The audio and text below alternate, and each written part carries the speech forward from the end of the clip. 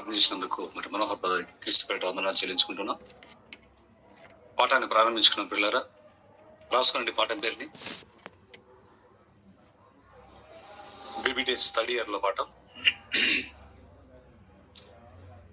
Bachelor of Bible theology, BBTS third year పాఠం రాసుకోనండి. గడిచిన వారం ఏ పాఠం అయిందో చెప్పగలరా? ఎవరైనా పోయిన వారం ఏ పాఠం చెప్పాము చెప్పగలరా? సువార్త ప్రకృతిగా,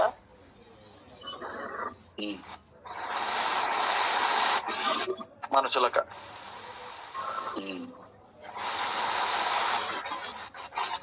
సువార్త ప్రజలక, ప్రకృతిక. ఏమండి, విన్నారు కదా? జాగ్రత్తగా ఫాలో అవ్వండి పిల్లారా. చక్కటి పాఠాలు మీకు.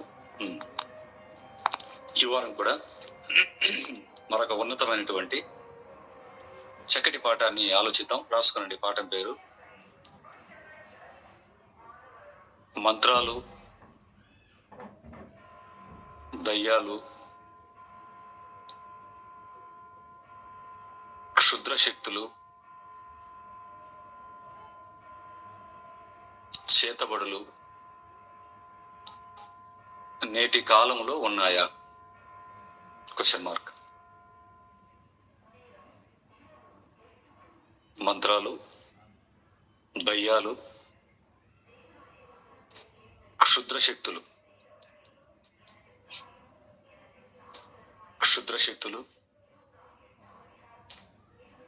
చేతబడులు నేటి కాలములో ఉన్నాయా అన్నది ఈ బీబీటీఎస్ థర్డ్ ఇయర్ లో ఈరోజు మనం ఆలోచిస్తున్నటువంటి పాఠం. వీటికి సంబంధించిన ఒక స్పష్టతలోనికి ఈరోజు మనం వెళ్తాం. అందుకే ఏ డీబీటీఎస్ లోని పాఠాన్ని ప్రవేశపెట్టకుండా బ్యాచిలర్ డిగ్రీ ఫైనల్ ఇయర్ లో, థర్డ్ ఇయర్ లో దీన్ని ప్రవేశపెట్టడం జరిగింది, చేర్చడం జరిగింది సిలబస్ లో. మంత్రాలు, దయ్యాలు, క్షుద్ర శక్తులు, చేతబడులు నేటి కాలములో ఉన్నవా అన్నటువంటి ఈ పాఠం జాగ్రత్తగా రాసుకోండి. ప్రపంచంతో పాటు క్రైస్తవ సమాజం కూడా అపార్థము చేసుకున్న పాఠాలలో, అపార్థము చేసుకున్న సంగతులలో, అంశాలలో ఇది ఒకటి. ప్రపంచంతో పాటు క్రైస్తవ సమాజం కూడా అపార్థము చేసుకున్న అంశాలలో ఇది ఒకటి.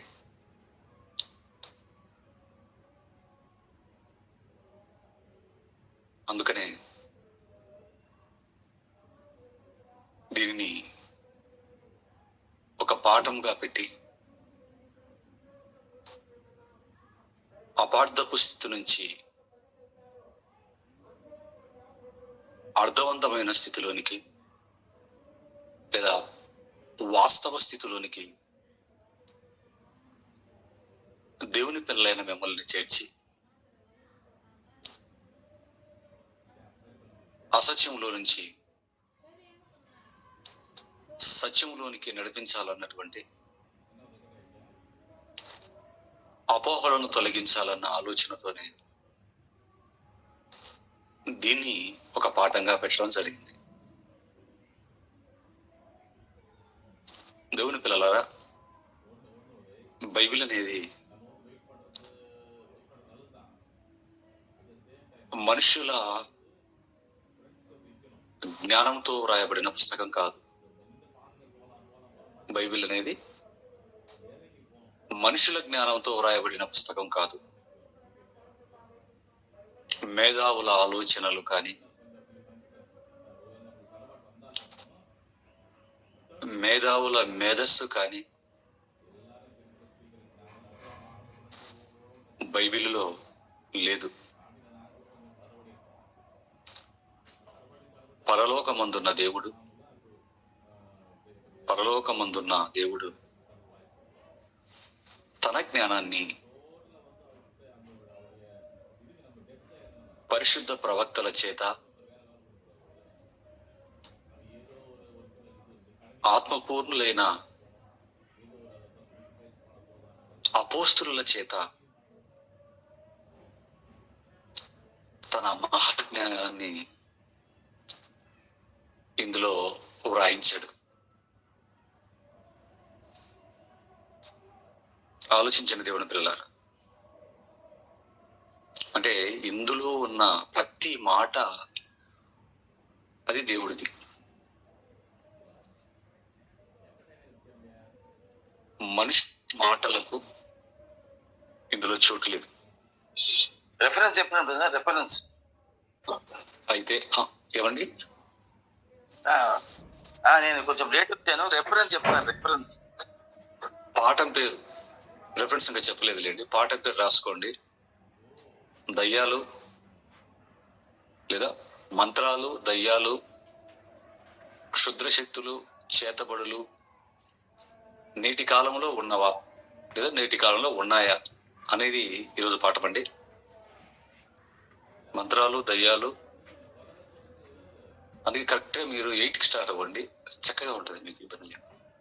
మంత్రాలు, దయ్యాలు, క్షుద్రశక్తులు, చేతబడులు నేటి కాలంలో ఉన్నాయా?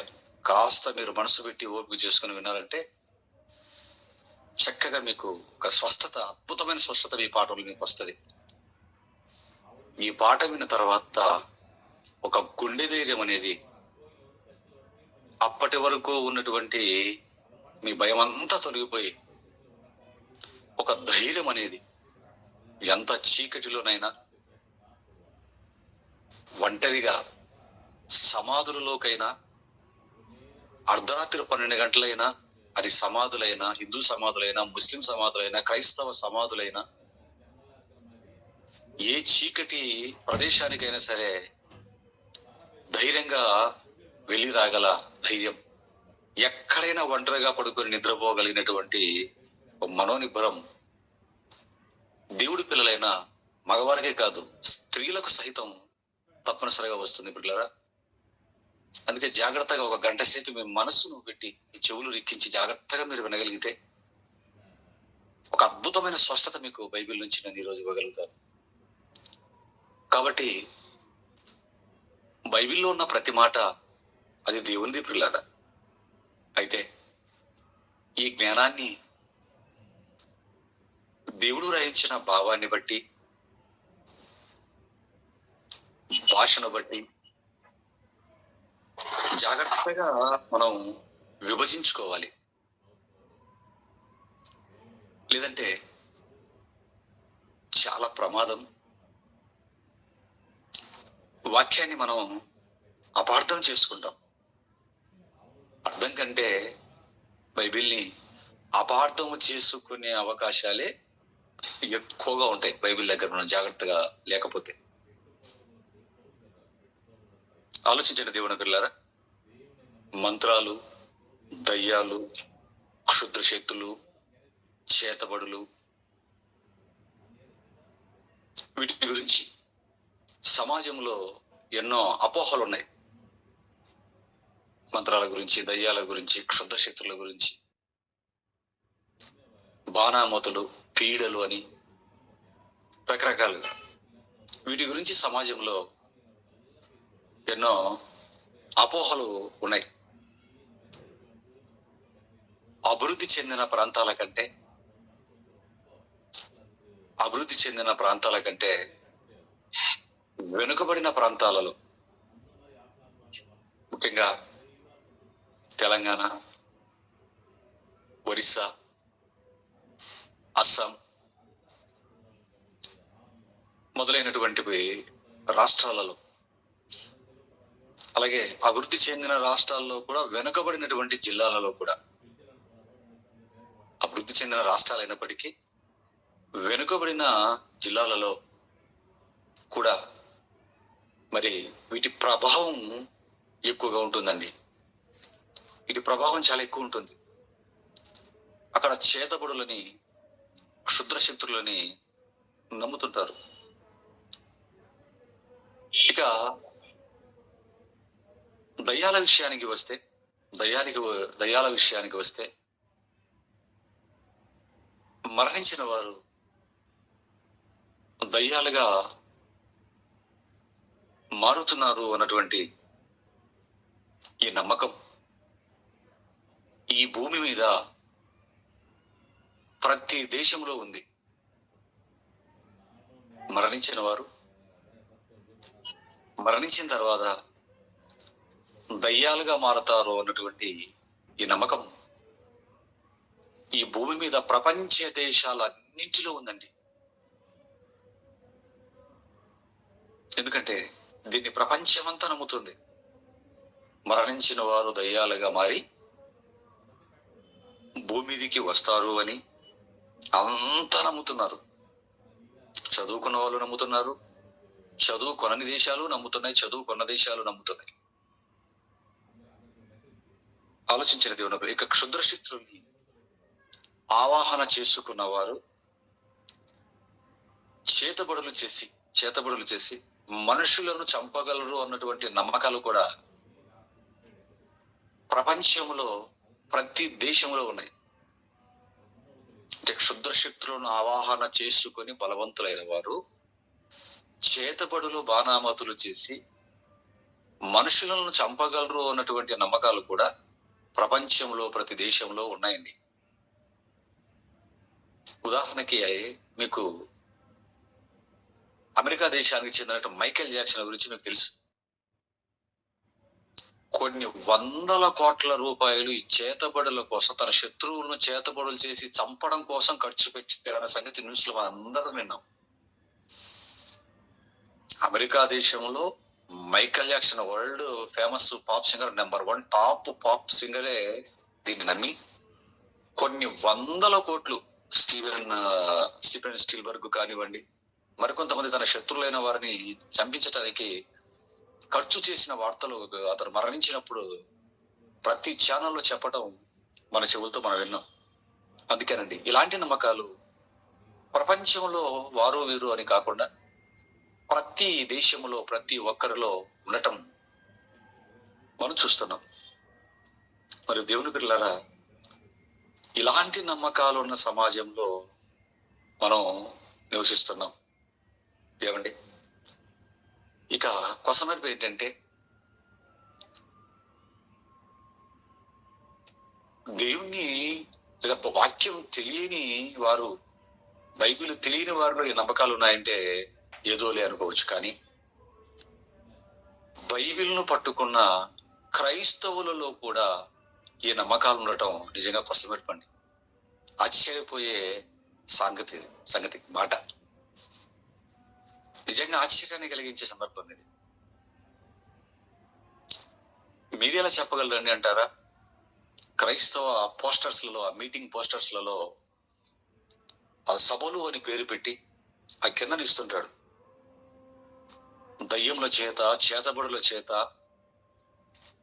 క్షుద్రశక్తుల చేత బాధింపబడుతున్న వారికి ప్రత్యేక ప్రార్థనలు చేయబడును, లేదా ఈ సభలలో వాటి నుంచి మిమ్మల్ని విడిపించబడును అన్నటువంటి ఆ లైన్లు రాసి పోస్టర్లు అంటించటం, కరపత్రాలలో కూడా వాటిని రాసి అందరికీ కొన్ని వేల కరపత్రాలుగా సిటీలు మొత్తం పంచటం మనం చూస్తున్నాం.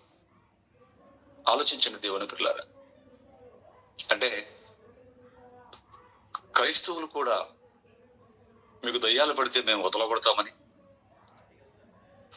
క్షుద్రశక్తుల చేత మీరు బాధింపబడుతూ ఉన్నా, పీడింపబడుతూ ఉన్నా, మంత్రాల చేత, మంత్ర కట్టుల చేత మీరు కష్టాలు పాలవుతున్నా, చేతబడులు మీకు చేయబడి ఉన్న వాటన్నిటి నుంచి మేము యేసుక్రీస్తు వారి పేర ప్రార్థన చేసి విడిపిస్తాము అని పబ్లిక్ లో బహిరంగ ప్రకటనలు చేస్తున్నారు. అంటే టీవీలలో కూడా గడిచిన కాలంలో, ఈ కాలంలో కొంచెం తక్కువ అయ్యేయండి, గడిచిన కాలంలో విపరీతంగా వీటి గురించి అనౌన్స్మెంట్లు చేసేవారు.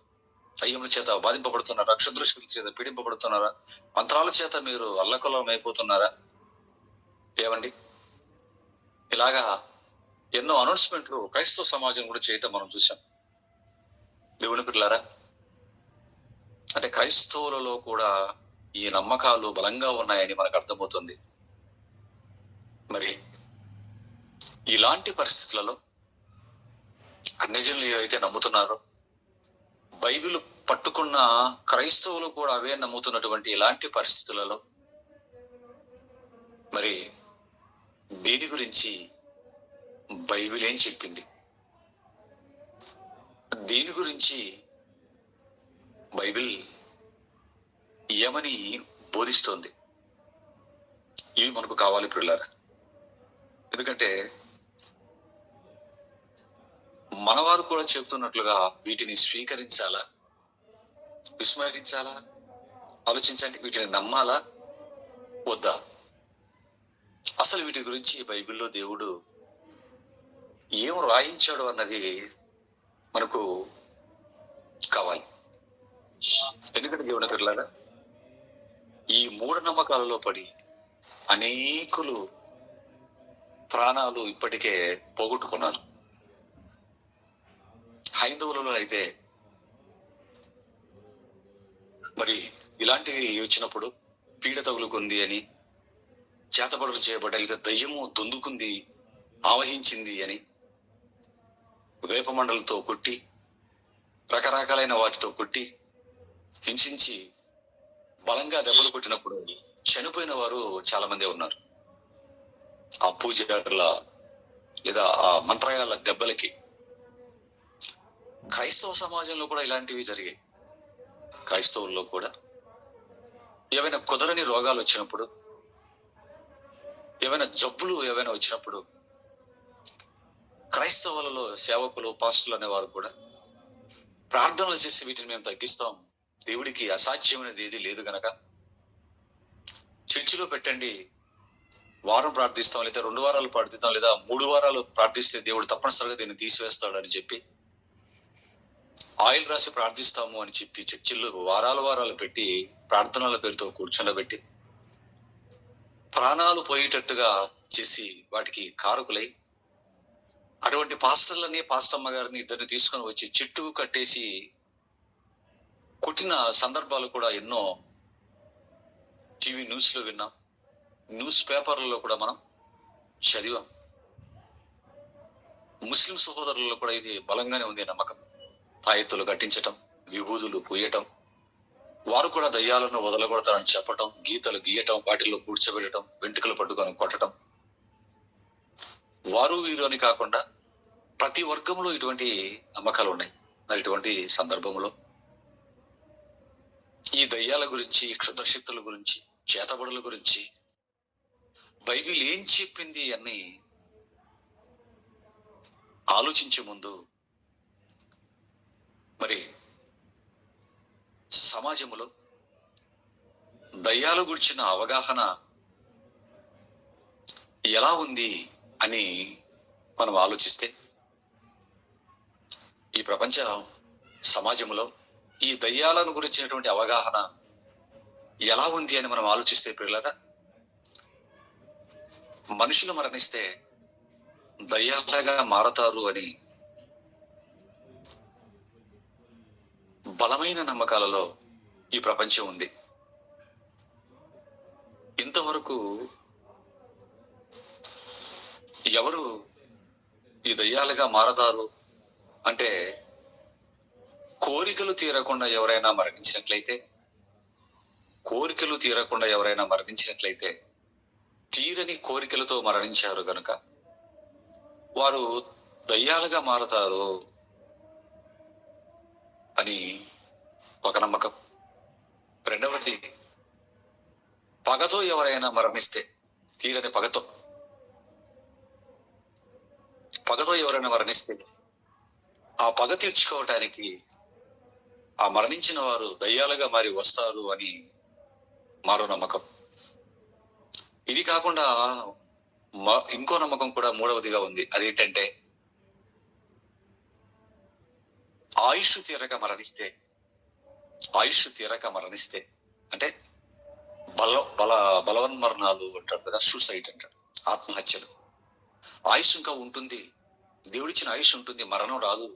కానీ వారంతట వారే బలవన్మరణానికి పాల్పడటం, సూసైడ్ చేసుకొని మరణిస్తే, ఆ మరణించిన వారు కూడా దేవుడు వారికి ఇచ్చిన ఆయుష్ తీరేటంత వరకు మరణించిన దయ్యాలుగా మరి భూమి మీద తిరుగుతూ ఉంటారు అన్నటువంటి మరో నమ్మకం కూడా ఈ ప్రపంచ ప్రజానీకానికి ఉండటం మనం చూడగలం. ఆలోచించండి దేవుని పిల్లలారా. మరి ఇలాంటి నమ్మకాలు ఇవన్నీ కూడా వాస్తవాలేనా? ఈ వాస్తవాలని అంటారా పిల్లరా? మరి వాస్తవాలా అవాస్తవాలా అన్నది ఎవరు చెప్పగలరు? ఎవరు ఖచ్చితమైన ఆధారాలతో మనకు ఒక స్పష్టతనివ్వగలరు? ఆలోచించండి పిల్లరా. నాస్తిక హేతువాదులను ఏమైనా అడుగుదామా అంటే వారు కూడా మేము మేధావులం అని చెప్పుకుంటారు కదండి, నాస్తికులు హేతువాదులు. వారిని అడుగుదామా అంటే వారు అసలు దేవుడే లేడు అని నమ్ముతున్నారు. పోనీ శాస్త్రవేత్తలను ఏమైనా ఒక క్లారిటీ ఇమ్మని అడుగుదామా అంటే వారికి సగం తెలుసు, సగం తెలియదు. మరి వారేం చెప్పగలుగుతారు చెప్పండి? అంటే వారే కాదు, మనుషులలో ఎవ్వరు కూడా దీని గురించినటువంటి ఒక సరైనటువంటి అవగాహన, సరైనటువంటి వివరణ ఇవ్వలేరు పిల్లరా. ఎందుకంటే దీని గురించి మనిషికి తెలియదు. అడిగితే ఏదేదో మాట్లాడతాడు. కారణం, మనుషులు కూడా వీటి విషయంలో ఎలా ప్రవర్తిస్తున్నారు అని చూసిన దేవుడు ఒక చక్కటి మాటను బైబిల్లో రాయించాడు. తెలియని దాని గురించి నాకు తెలియదని ఊరుకొనక ఈ మనుషులు, ఎందుకంటే దయ్యాలు అనేవి కంటికి కనిపించినవి ఆత్మలు. మరి మరణించిన తర్వాత ఏం జరుగుతుందో మనిషికి తెలుసా? ఎవరికైనా తెలీదు. మరి అటువంటిప్పుడు ఎలా వీడు సరైన సమాధానం చెప్పగలడు? నేను చెప్పలేను అని సైలెంట్ గా ఉండకుండా మనుషులు ఏం చేశారో, ఏం చేస్తున్నారో, ఏం తీస్తున్నారో, సినిమాలుగా, సీరియల్లుగా ఏం రాస్తున్నారో, డిటెక్టివ్ నవలలుగా, కాశ్మోరాలు పేర్లు పెట్టి నవలలుగా రచయితలు, సినిమాలుగా సినీ డైరెక్టర్లు, సినీ రచయితలు నోటికి వచ్చినట్లుగా సమాజాన్ని తప్పుదోవ పట్టించడానికి కొందరు మనుషులు ఏం చేస్తారో, దేవుడు ఈ ప్రపంచంలో వీరు ఇలా చేయక మునుపే ఏం రాయించాడో ఒకసారి మీరు బైబిల్ విప్పి ప్రసంగి గ్రంథం 10వ అధ్యాయం 14వ వచనాన్ని ఒకసారి చూడండి పిల్లలు. ప్రసంగి గ్రంథం 10వ అధ్యాయం 14వ వచనం. ప్రసంగి గ్రంథం 10వ అధ్యాయం 14వ వచనాన్ని జాగ్రత్తగా చూడగలిగితే అక్కడ దేవుడు ఏం రాయిస్తున్నాడో చూడండి. కలుగబోవునది ఏదో మనుష్యులు ఎరగక ఎండినను బుద్ధిహీనులు విస్తారముగా మాట్లాడుదురు. అందుకు దేని గురించి మాట్లాడుతున్నారు వీరు? దేని గురించి అయితే మనకెందుకండి అని మనం వదిలి విడిచిపెట్టచ్చు. కానీ దేని గురించి మాట్లాడుతున్నారు కింద చెప్పాడు చూడండి. నరుడు చనిపోయిన తర్వాత ఏమి జరుగునో ఎవరు తెలియజేతురు అంటున్నాడు. అంటే మరణించిన తర్వాత మనిషికి ఏం సంభవిస్తుందో, ఏం జరుగుతుందో మనుషులకు తెలియకపోయినారండి. ఎలా మాట్లాడతారో దేవుడు చెప్తున్నాడు. కలగబోవునది అంటే భవిష్యత్తు, జరగబోయేది. అది మనిషి బ్రతుకున్నప్పుడు కావచ్చు, మరణించిన తర్వాత కావచ్చు. మనిషి బ్రతుకున్నప్పుడు సంబంధించిన భవిష్యత్తు కావచ్చు, మనిషి మరణించిన తర్వాత కావచ్చు. ఏమండి, మనిషికున్న నైజాన్ని గురించి దేవుడు ఇక్కడ చెబుతున్నాడు. తనకు తెలియకపోయినా, ఏం జరుగుతుందో జరగబోయేది మనిషికి తెలియకపోయినా మనుషులు ఎలా మాట్లాడతారంటే విస్తారంగా మాట్లాడతాడు అన్నాడు చూడండి. కలుగబోనది ఏదో భవిష్యత్తు తెలియకుండా మనుషులు బుద్ధిహీనులు విస్తారంగా మాట్లాడతారటండి. ఏమండి, దేవుడు చెప్పాడు అంటే అది అబద్ధమా నిజమా ఆలోచించండి. దేవుని బిడ్డలారా, ఆలోచించండి. ఇదేంటండి, మరి జ్యోతిష్కులు ఉన్నారు కదా, జరగబోయేది వారికి తెలుసు కదా, మరి జ్యోతిష్కులు చెప్తారు కదండి జరగబోయేది అని ఒకవేళ మీరు అంటున్నారా? ఒకవేళ అంటారా? ఇక్కడ దేవుడు మనుష్యులు అన్నాడు అంటే వారిలో జ్యోతిష్కులు కూడా ఉన్నారు లేదా మీరు ఆలోచించండి. దేవుని పిల్లలారా, దేవుడు చెప్పాడు అంటే మనం దేవుడి మాట నమ్ముదామా, మనుషుల మాట నమ్ముదాం? కలుగబోవున్నది ఏదో మనుషులు ఎరుగకుండినను అన్నాడంటే వారికి తెలియదు నాయన అంటున్నాడు. తెలియకపోయినా వాడు ఎలా మాట్లాడతాడంటే విస్తారంగా మాట్లాడతాడు.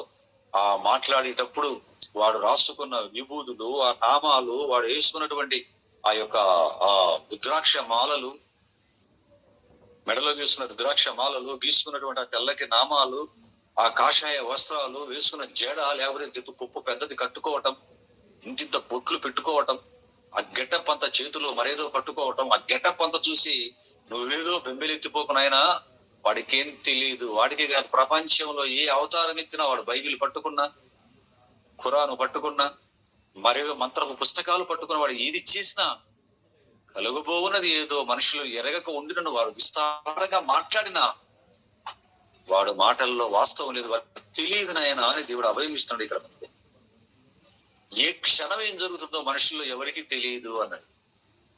కంటికి కనిపించే శరీరానికి ఏం జరుగుతుందో తెలియనప్పుడు, కంటికి కనిపిస్తున్న శరీర భవిష్యత్తే మనిషికి ఏం జరుగుతుందో తెలియనప్పుడు, కంటికి కనిపించని ఆత్మ మరణించిన తర్వాత ఏమైపోతుందో, ఎక్కడికి వెళుతుందో ఈ మనిషికి తెలుస్తుందంటారా? చెప్పండి పిల్లలారా, ఆలోచించండి దేవుని పిల్లలారా. అంటే స్పీకర్ ఆఫ్ చేసుకోండి అశోక్ గారు, స్పీకర్ ఆఫ్ చేసుకున్నాం మంచిదండి.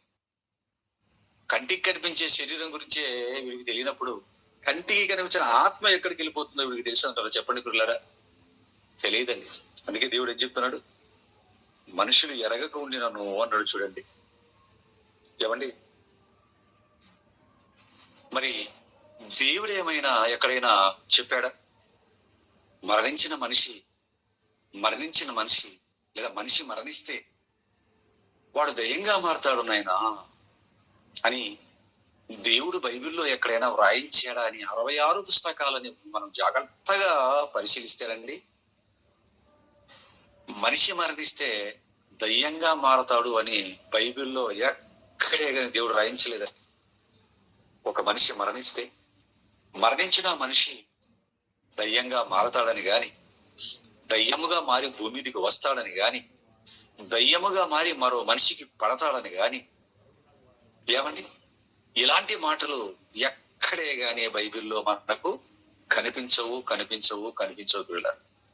ఎందుకంటే మనిషి మరణిస్తే దయ్యంగా మారతాడని దేవుడు ఎక్కడ చెప్పలేదు అంటే మనకేమని అర్థం అవ్వాలి? మనిషి మరణించిన తర్వాత దయ్యముగా పొరపాటును కూడా మారడు అని మనకు అర్థం అవ్వాలి. మరణించిన మనిషి పొరపాటును కూడా దయ్యంగా మారడండి. మరి మరణించిన తర్వాత మనిషి ఏమైపోతున్నాడు? మరణించిన తర్వాత మనిషి దయ్యంగా మారడని అర్థమైంది. మరి ఏమైపోతున్నాడు, ఎక్కడికి వెళుతున్నాడు అని ప్రశ్నించుకుని మనం జాగ్రత్తగా బైబిల్ని పరిశీలిస్తే పిల్లరా, మరణించిన వారు దయ్యాలుగా మారటం లేదు కానీ మరి వారు ఎక్కడికి వెళుతున్నారో ఒక చక్కటి వచనంలో దేవుడు తెలియజేశాడు. యోబు గ్రంథం చూడండి, ఆ మాటని. యోబు గ్రంథం 7వ అధ్యాయం 9వ వచనాన్ని చూడండి పిల్లరా. మరణించిన వారు దయ్యముగా మారటం లేదు కదా తండ్రి, మరణించిన వారు దయ్యాలుగా మారతారని ఎక్కడ మీరు చెప్పలేదంటే మనిషి దయ్యంగా మారడు. మరి వాడు ఎక్కడికి వెళ్ళిపోతున్నాడు మరణించిన తర్వాత అని దేవుణ్ణి నువ్వు వినమ్రంగా అడగగలిగితే అద్భుతమైన సమాధానాన్ని దేవుడు ఏం చెబుతున్నాడు చూడండి నాయన. మరణించిన వాడు దయ్యంగా మారడు నాయన, వాడు దెయ్యంగా గాని, ప్రేతాత్మగా గాని, భూతముగా గాని వాడు పొరపాటు కూడా మారడు. మరి ఏమవుతాడు? ఎక్కడికి వెళతాడు? 7:9 యోబు గ్రంథం 7వ అధ్యాయం 9వ వచనం. మేఘము విడిపోయి అదృశ్యమగునట్లు పాతాళమునకు దిగిపోయిన వాడు మరి ఎప్పుడును రాడు అన్నాడు. చూడండి ఏమండి, మేఘం విడిపోయి అదృశ్యమగునట్లు అని ఎందుకు మనకు చెప్తున్నాడు? కంటికి కనిపించేది చెబితే కంటికి కనిపించనిది నమ్ముతామని. మేఘము ఆకాశంలో ఉంటుంది. ఆకాశంలో ఉంటున్నటువంటి మేఘాన్ని మనం చూస్తున్నప్పుడు ఒకటి గుర్రంలా కనబడుతుంది, ఒకటి ఏనుగులా కనబడుతుంది, ఒక్కోసారి మనిషి తలలా కనబడుతుంది, మరొకటి ఏ కోతిలాగో ఏ సింహపు నోరులాగో రకరకాలుగా ఆ మేఘాలు మనకు కనబడుతూ ఉంటాయి. అలాగే ఏ గుర్రంలాగో ఏ ఏనుగులాగో కనబడినప్పుడు దాన్ని మనం అలాగే చూస్తూ ఉన్నాం అనుకోండి. చూస్తుండగానే అలా విడిపోతుంది. ఇంకా చూస్తున్నాం అనుకోండి, అలాగా అది విడిపోయి విడిపోయి ఆ తెల్లని మబ్బు విడిపోయి అసలు అది కనిపించకుండా పోతుంది. ఆకాశం మాత్రమే కనపడుతూ ఉంటుంది. అలా విడిపోయినటువంటి ఆ మేఘం మనం అలాగే చూస్తూ ఉంటే కాసేపు మరలా విడిపోయినది మరలా అలాగే వచ్చేసి మరలా మనకు కనిపించిన ఈ ఏనుగు బొమ్మలాగో గుర్రపు బొమ్మలాగో మరలా అవడం జరుగుతుందా? పొరపాటులో జరగదు పిల్లరా. అలాగే కంటికి కనిపిస్తున్నటువంటి మనిషి మరణిస్తాడు. అలా కనపడుతున్నవాడు మరణించగానే వాడి ఎక్కడికి వెళుతుందంటే, ఇదిగో దేహాన్ని మీ చేతులతో మీరు గుంతలో పెడతారు, ఆత్మ పాతాళానికి వెళుతుంది నాయన. కోరికలు తీరి చచ్చిన, కోరికలు తీరక చచ్చిన, సూసైడ్ చేసుకుని చచ్చిన, తీరని పగతో చచ్చిన వాడు ఎలా చచ్చినా మనిషి చనిపోయాడు అంటే వాడి ఆత్మ పాతాళానికి వెళుతుంది అన్నాడు. ఎంతసేపట్లో వెళుతుంది నాయన? ఎందుకంటే మరలా మరణించి పాతాళానికి వెళ్ళిపోయి రూపేణ దయ్యంగా ఏమైనా వస్తాడా? ఎందుకంటే ఇది కూడా లూపు మన వాళ్ళు తీస్తారు. మరణించిన వాడు పాతాళంలోకి వెళ్ళిపోతాడు. ఓకే తండ్రి, యాక్సెప్టెడ్, నమ్ముతాం. అయితే మరణించి ఈ పాతాళానికి వెళ్ళడానికి మునుపు, మరణించిన తర్వాత ఈ పాతాళానికి వెళ్ళటానికి మునుపేమైనా దయ్యంగా మనిషి వస్తాడా అని మనం ఒకవేళ మరలా దేవుణ్ణి ప్రశ్నిస్తే దానికి కూడా దేవుడు ఎంత అద్భుతమైన సమాధానాన్ని క్రీస్తు పూర్వం 1800 సంవత్సరాల కింద రాయించాడో యోబు గ్రంథం, ఇదే పుస్తకం యోబు పుస్తకం 21వ అధ్యాయం 13వ వచనాన్ని దయచేసి మీ బైబిల్ బుక్ మీరు చూడండి. యోబు గ్రంథం 21వ అధ్యాయం 13వ వచనం. వారు శ్రేయస్సు కలిగి తమ దినములను గడుపుతురు, ఒక్క క్షణములోనే పాతాళమునకు దిగుదురు అన్నాడు. చూడండి ఏమండి, ఏం చెప్తున్నాడండి దేవుడు? వారు శ్రేయస్సు కలిగి, అంటే మనుషుల గురించి మాట్లాడుతున్నాడు. ఇలా శ్రేయస్సు కలిగి బ్రతికిన మనిషి ఎంతసేపట్లో పాతాళానికి వెళ్ళిపోతాడు అంటే ఒక్క క్షణములో, మరణించిన తర్వాత ఎంతసేపట్లో పాతాళానికి వెళ్ళిపోతాడట? ఒక్క క్షణములో పాతాళానికి దిగుదురు అన్నాడు. అంటే మరణించటం క్షణములోనే పాతాళానికి దిగటం. చూసారా పిల్లరా? మధ్యలో మరలా దయ్యాలుగా మారటం రావటం అసలు టైం ఎక్కడి? మరణించాడా ఒక్క క్షణంలో వాడిని పాతాళానికి దేవుడు తీసుకుని వెళ్ళిపోతాడు. చూడండి, ఆయుష్ అయిపోయిన తర్వాత ఒక్క క్షణము కూడా భూమి మీద ఉండటానికి ఒప్పుకొనని దేవుడు మరలా దయ్యమై తిరగటానికి వాడికి అవకాశం ఇస్తాడంటారా? తీరని కోరికలు తీర్చుకోవటానికి, తీరని పగలు తీర్చుకోవటానికి వాడికి అవకాశం ఇస్తాడంటారా? ఆలోచించండి పిల్లరా. మరణించిన తర్వాత దయ్యాలుగా మారతామని మనిషి అంటున్నాడు. లేదు నాయనా, ఒక్క క్షణములో పాతాళానికి తీసుకెళ్లిపోతాను అని దేవుడు అంటున్నాడు. మరణించిన తర్వాత దయ్యాలుగా మారతాడు అని మనిషి అంటున్నాడు. మరణించిన తర్వాత ఒక్క క్షణంలో పాతాళానికి తీసుకెళ్లిపోతాను అని దేవుడు అంటున్నాడు. దేవుని పిల్లలారా, ఎవరి మాట నమ్ముదామా? ఏమీ తెలియకుండా అజ్ఞానంతో మాట్లాడుతున్నా మనిషి మాట నమ్ముదామా? సమస్తాన్ని జరిగిస్తున్నా దేవుడి మాట నమ్ముదామా? చెప్పండి. మరణించిన తర్వాత ఆత్మను చూస్తూ పాతాళానికి తీసుకువెళ్తున్నది, చేరుస్తున్నది ఎవడు? దేవుడు కాదా? సమస్తాన్ని జరిగిస్తున్న దేవుడి మాట నమ్మాలే తప్ప మనిషి మాటను ఎలా నమ్ముతాం చెప్పండి? విడ్డూరం ఏంటంటే, విచిత్రం ఏంటంటే క్రైస్తవులే దీన్ని నమ్మి బోధించటం విడ్డూరాల్లోకెల్లా విడ్డూరం అండి. క్రైస్తవులే దయ్యాలుగా మరణించిన వారు దయ్యాలుగా మారుతున్నారు అని బోధించటం, దయ్యాలుగా మారుతున్నారని చెప్పటం నిజంగా ఆశ్చర్యం అండి. ఆలోచించిన దేవుని పిల్లలారా, మరి ఇదంతా విన్న తర్వాత మీకు ప్రశ్న రావాలి. ఇదంతా విన్న తర్వాత మీకు ప్రశ్న ఏమని? పాతాళానికి వెళ్ళిపోయిన తర్వాత ఏమైనా మరలా దయ్యముగా మారి భూమికి వస్తాడా అని. తప్పులేదు, ప్రశ్న రావడంలో తప్పులేదండి. పాతాళానికి వెళ్ళిపోయిన తర్వాత ఏమైనా మరలా దయ్యంగా మరి భూమికి వస్తాడా అండి అని ఒక ప్రశ్న రావచ్చు మీకు. తప్పులేదు. అయితే మరలా ఒకసారి బైబిల్ చూడండి. యోబు గ్రంథం 7వ అధ్యాయం అదే 9వ వచనం. యోబు గ్రంథం 7వ అధ్యాయం 9వ వచనం. యోబు గ్రంథం 7:9 నుంచి ఇక్కడికి వచ్చాం. అక్కడ ఏమంటున్నాడు? మేఘము విడిపోయి అదృశ్యమగునట్లు పాతాళమునకు దిగిపోయిన వాడు మరెన్నడునో రాడు. అక్కడే క్లారిటీ ఇచ్చాడు. మరి ఎన్నడునో వాడు. ఒక్కసారి మనిషి చచ్చిపోయి పాతాళానికి వెళ్ళాడా, మరెన్నడునో వాడు రావటం అంటూ ఉండదు నాయన అన్నాడు. పాతాళం అనేది వెళ్ళటమే తప్ప, పాతాళానికి వెళ్ళటమే తప్ప తిరిగి రావటం అనేది ఉండదు అన్నాడు. చూడండి పిల్ల, వాడు మరలా తన ఇంటికి రాడు. పాతాళానికి మేఘం విడిపోయి అదృశ్యం ఉన్నట్టు పాతాళానికి దిగిపోయిన వాడు మరి ఎన్నడునో రాడు. వాడు కోరికలు తీరక చచ్చిన, కోరికలు తీరి చచ్చిన ఎవ్వడు రావటం అంటూ ఉండదని కళ్ళ బుద్ధి కన్ఫర్మ్ చేశాడు దేవుడు బైబిల్లో.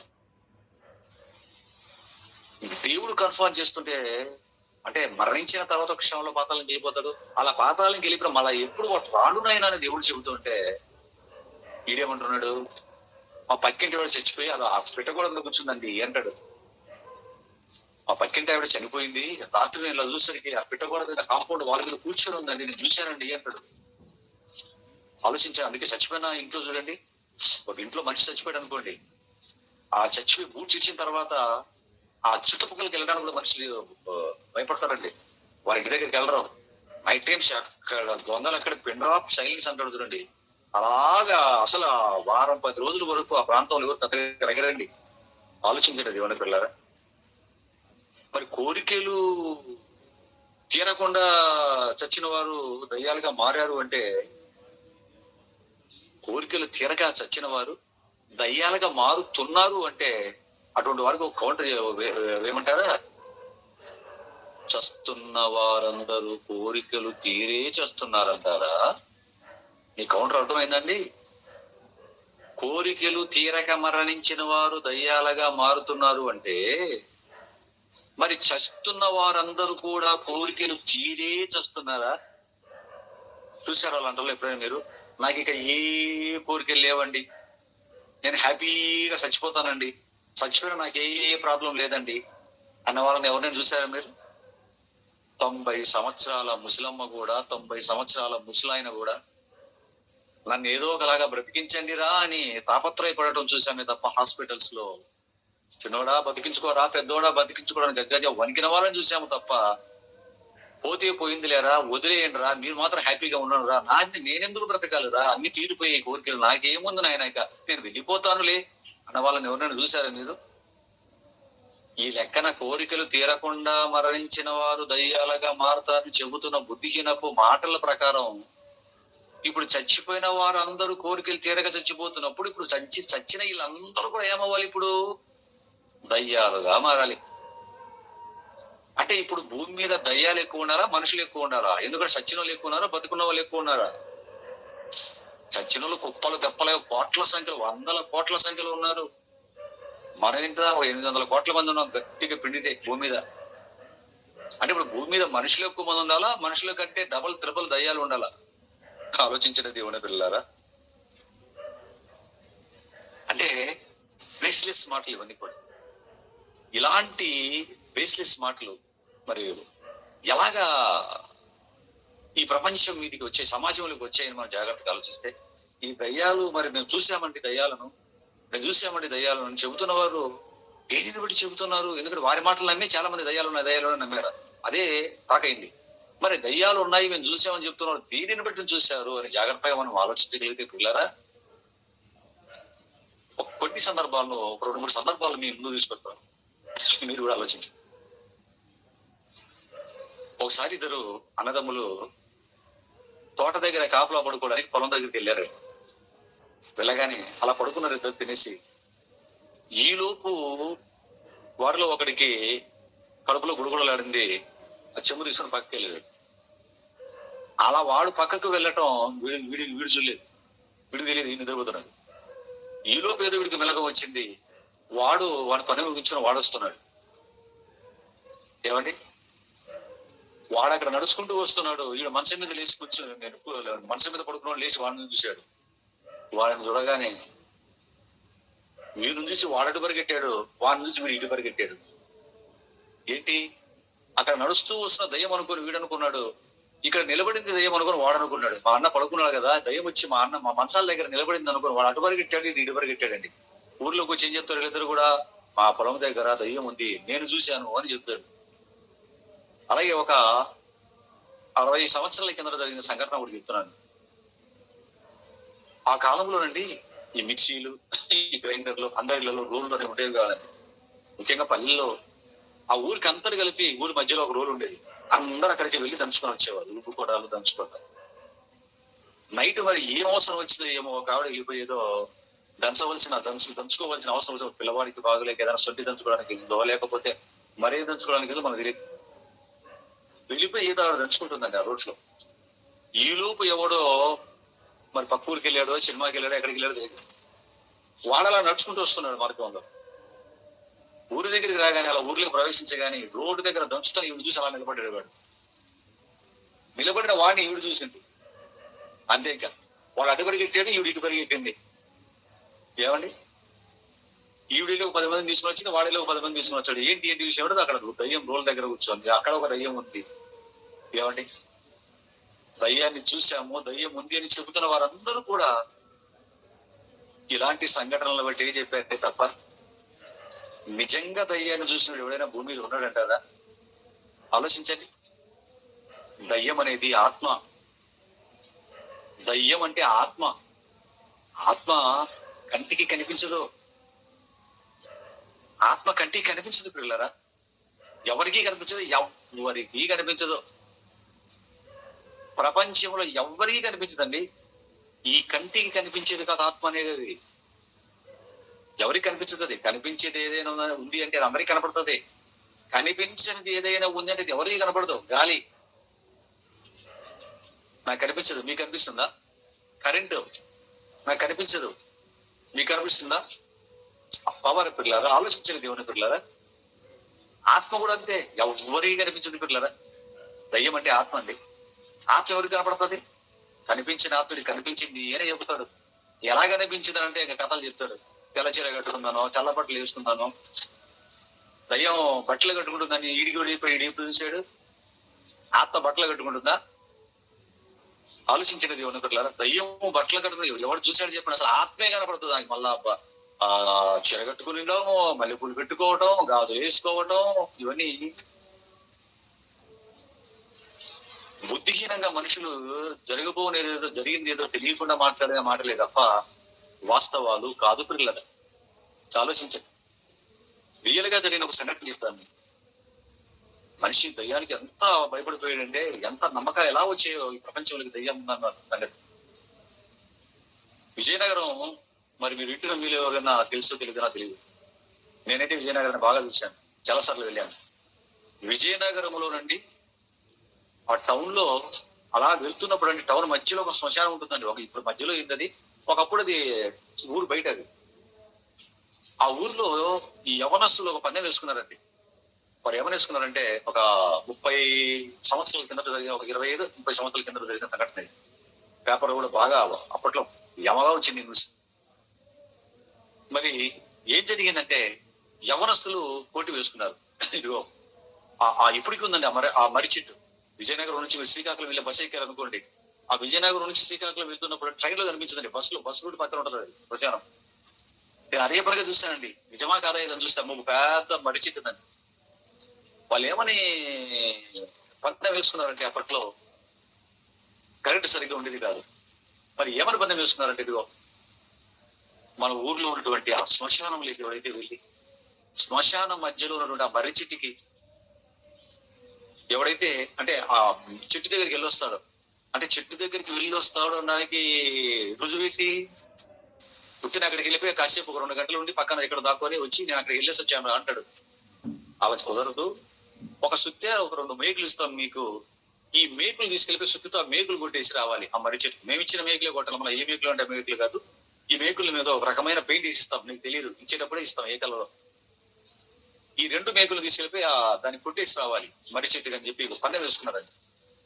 ఈ లోపు వారిలో ఒక ధైర్యవంతుడైన వాడు యవనస్తుడు, ఒక 20-30 సంవత్సరాల వయసు, 30 సంవత్సరాల వయసు ఉన్నవాడు ఏం చేశాడంటే, నేను వెళ్తాను నేను కొట్టేస్తాను, ఎంత పందెం ఉండేదో ఇన్ని ₹1000 పందెం, పెద్ద పందెం తీసుకున్నారు. ఓకే, ఆ రోజు వచ్చారు, 12 గంటలు అయిపోయింది. ఓకే రంగ వెళ్ళిపోరా అన్నారు, 12 గంటలకు వెళ్ళాలి. వెళ్ళాడండి. అలా వెళ్ళాడు వీడు, ధైర్యంగానే వెళ్ళాడు, శ్మశానంలోకి వెళ్ళాడు, మధ్యలోకి వెళ్ళిపోయాడు, మాన దగ్గరికి వెళ్ళిపోయాడండి. మాన దగ్గరికి వెళ్ళిపోయి ఇంకా మేకులు తీసుకున్నాడు, ఒక చెట్టు సుత్త పట్టుకున్నాడు, 2 మేకులు తీసుకున్నాడు. ఏమండి అలా 2 మేకులు కొట్టాడండి, టపా టపా టపా టపా 2 మేకులు కొట్టాడు. 2 మేకులు కొట్టి ఏమండి ఇలాగా వెనక్కి తిరిగాడండి. ఉదయానికంతా అందరూ వెళ్ళి చూస్తే లోపు వాడు రాలేదండి. వీళ్ళు వెయిట్ చేస్తున్నారు, అక్కడ వస్తాడు అని.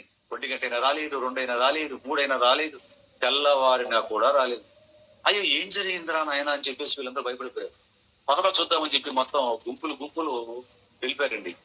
చూస్తే చచ్చిపోయి ఉన్నాడండి అతను. ఎందుకంటే ఆ మర్రి చెట్టు దగ్గర దయ్యం ఉందని అప్పటికే కొన్ని దశాబ్దాలుగా వాళ్ళు భయంకరంగా నమ్ముతున్నారు. మర్రి చెట్టు దగ్గర దయ్యం, శ్మశానంలో పెద్ద మర్రి చెట్టు గోడలు దిగింది, ఆ చెట్టు దగ్గర దయ్యం ఉందని భయంకరంగా నమ్మకాలు అప్పట్లోని. కాబట్టి వీడు చచ్చిపోయిన కానీ అందరూ ఏమనుకున్నారంటే దయ్యం వీడిని చంపేసింది, వీడు అనవసరంగా వెళ్ళాడు, పందెం వేసుకున్న డబ్బుల కోసం ఆశపడి దయ్యం చెప్పి అనవసరంగా వెళ్ళాడు, వీడిని దయ్యం చంపేసింది అని అనుకున్నారండి.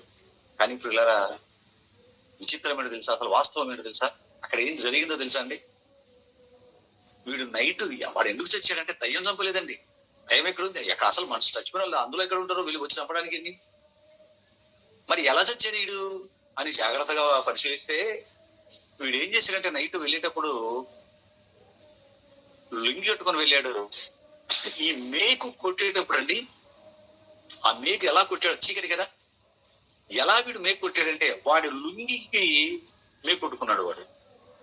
వాడి లుంగి పాపం చీకట్లో వాడికి వంగినప్పుడు, కాలు పైన పెట్టి వంగినప్పుడు ఆ చెట్టు దాని మీద వేరు మీద ఈ లుంగి ఉంది. వాడు ఆ చీకట్లో ఈ 2 మేకులు లుంగికి దానికి కనెక్ట్ చేసి కొట్టాడు. అమ్మాయి ఇక పని అయిపోయింది అనుకున్నాడు. ఇలా వెనక్కి తిరిగాడు బలంగా. ఇలా వెనక్కి తిరగగానే అప్పుడేమైంది, ఆ లుంగి గట్టిగా లాగబడుతుంది కదా, అలా లాగినట్లు అవ్వగానే వాడేమనుకున్నాడు అంటే దయ్యం పట్టుకొని లాగుతోంది అని అనుకుని ఆ భయంతో అలాగే హార్ట్ అటాక్ వచ్చింది. హార్ట్ అటాక్ వచ్చిపోయాడు వాడు. చిన్నగా లాగితే వచ్చేసిన కంపో ఏదైతే వచ్చేస్తుంది కదా, కానీ మీకు కొట్టాడు కదా, గట్టిగా ఒక్కసారిగా లాగేసింది అన్న దయ్యం అనుకున్న వాడు హార్ట్ అటాక్ తో పోయాడండి. దాని సత్యంగా చూస్తే ఆ లుంగికి మేకులు కొట్టుకుని అలాగే ఉన్నాడు, ఇలా వంగిపోయి ఉన్నాడు. పిల్లరా మీరు ఆలోచించండి, అంటే వాస్తవానికి అక్కడ ఉన్నది భయమా దయ్యమా? భయంతో పోయాడు పిల్లరా. అందరూ ఏమనుకున్నారు, దయ్యం చంపేసింది అని చెప్పి గదగద వణికిపోయారండి. దేవుడు పిల్లారా, చనిపోయిన మనిషి దయ్యంగా మారుతాడని, అక్కడక్కడ తిరుగుతుంటాడని, శ్మశానాల్లో కూడా దయ్యాలు తిరుగుతుంటారు, ఈ నమ్మకాలు ఇదిగో ఇలాంటి వారి తప్పుడు మాటలు వలన సమాజంలోకి వచ్చాయి. ఏమండి ఇవన్నీ మీరు వింటున్నప్పుడు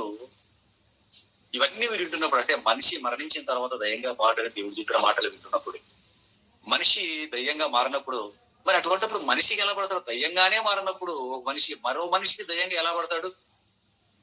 ఎందుకంటే విపరీతమైన సినిమాలు తీశారు, విపరీతమైన బుక్స్ రాశారు, నవలలు. ఎండమూరి వీరేంద్రనాథ్ అనేవాడు కాశ్మోరా అని, కన్నెపిల్ల అని, ఏమండి రకరకాలైనటువంటి నవలు రాసి యుద్ధనపూడి సులోచన అని వారి పేరు ప్రతిష్టల కోసం హర్ర నవలు రాశారు. ఆ హర్రర్ నవలు అని సినిమాలుగా తీసిన వారు కొందరైతే, అది హాలీవుడ్ మొదలుకొని మన తెలుగు ప్రాంతమైనటువంటి టాలీవుడ్ వరకు ఏమండి, అటువంటి వారు రాసినటువంటి నవలను సినిమా తీయడం, లేదా వాటి ఇంకా 10 ఊహించి కట్టి దానికి యాడ్ చేసి ఊహాజనితమైనటువంటి సినిమాలు తీయటం, దయ్యాల గురించి ఇవన్నీ తీసేసరికి మనుషులు కూడా బలంగా అమ్మేశారండి. చచ్చిపోవటం, చచ్చిన వాడు పాతి పెట్టడం, వాడు మళ్ళా పేదాత్మగా రావటం, బతుకున్నోడితో ఫైటింగ్ చేసుకోవటం, వీళ్ళిద్దరు ఫైటింగ్ చేసుకుని పొడుచుకొని సావటం, ఏమండి వాడొచ్చి వీళ్ళని చంపటం, కారుతో గుద్దించడం, బస్సుతో గుద్దించటం, ఏమండి ఎటువంటి సినిమాలండి, తీసిన ప్రతి సినిమా హిట్.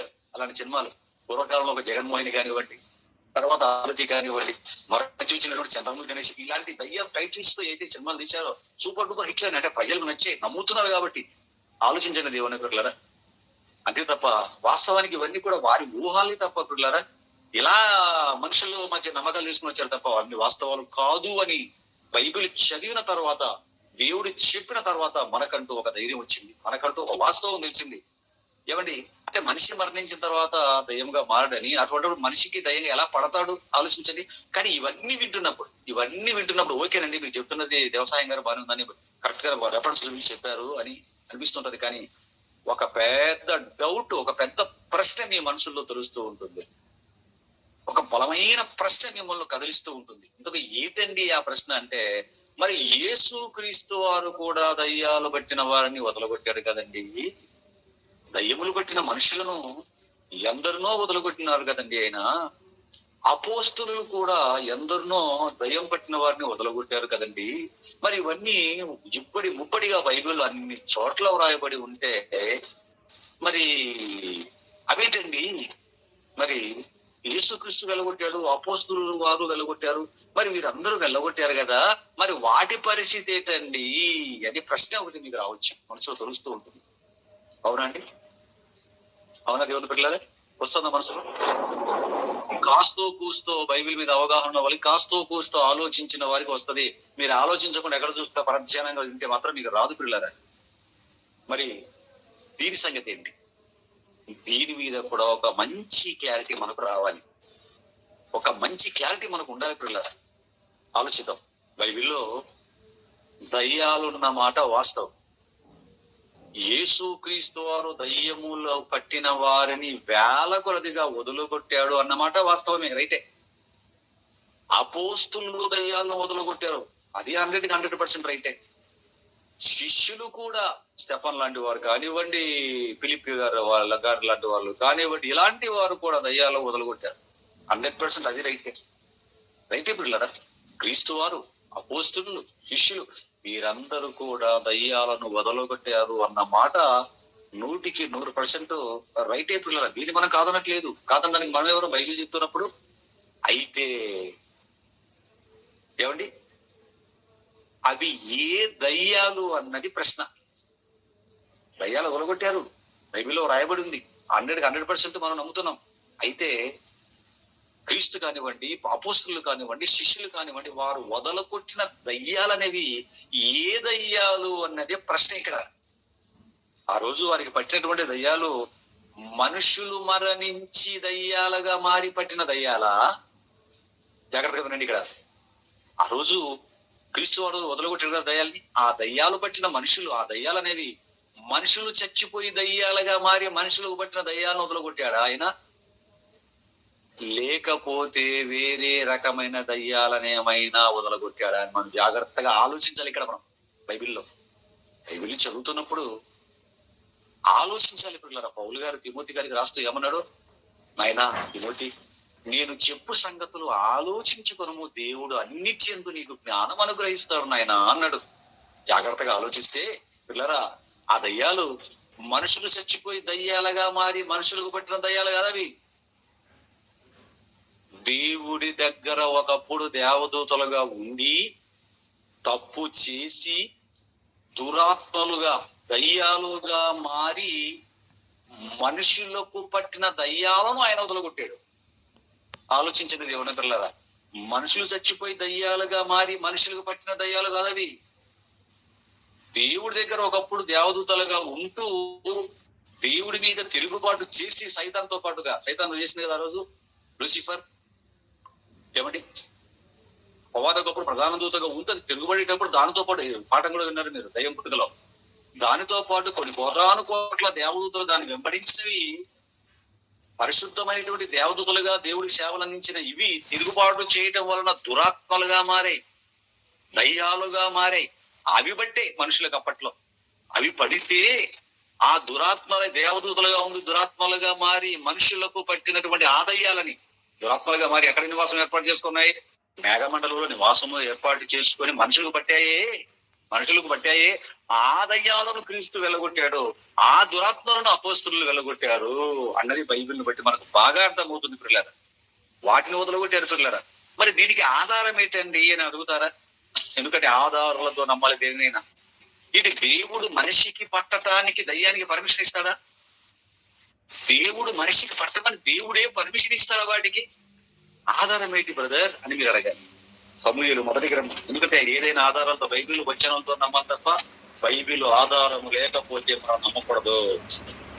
ఎందుకంటే ఇంతవరకు విని చెవులకు కాయలు వేసే మనకి చేతబడుల చేత వారిని మేము వదలగొడతాం. క్రైస్తవ మన వాళ్ళు అదే చెప్పారు, మన క్రైస్తవ బోధకులు కూడా దయ్యంలో పట్టిన వారిని మేము వదలగొడుతున్నాం.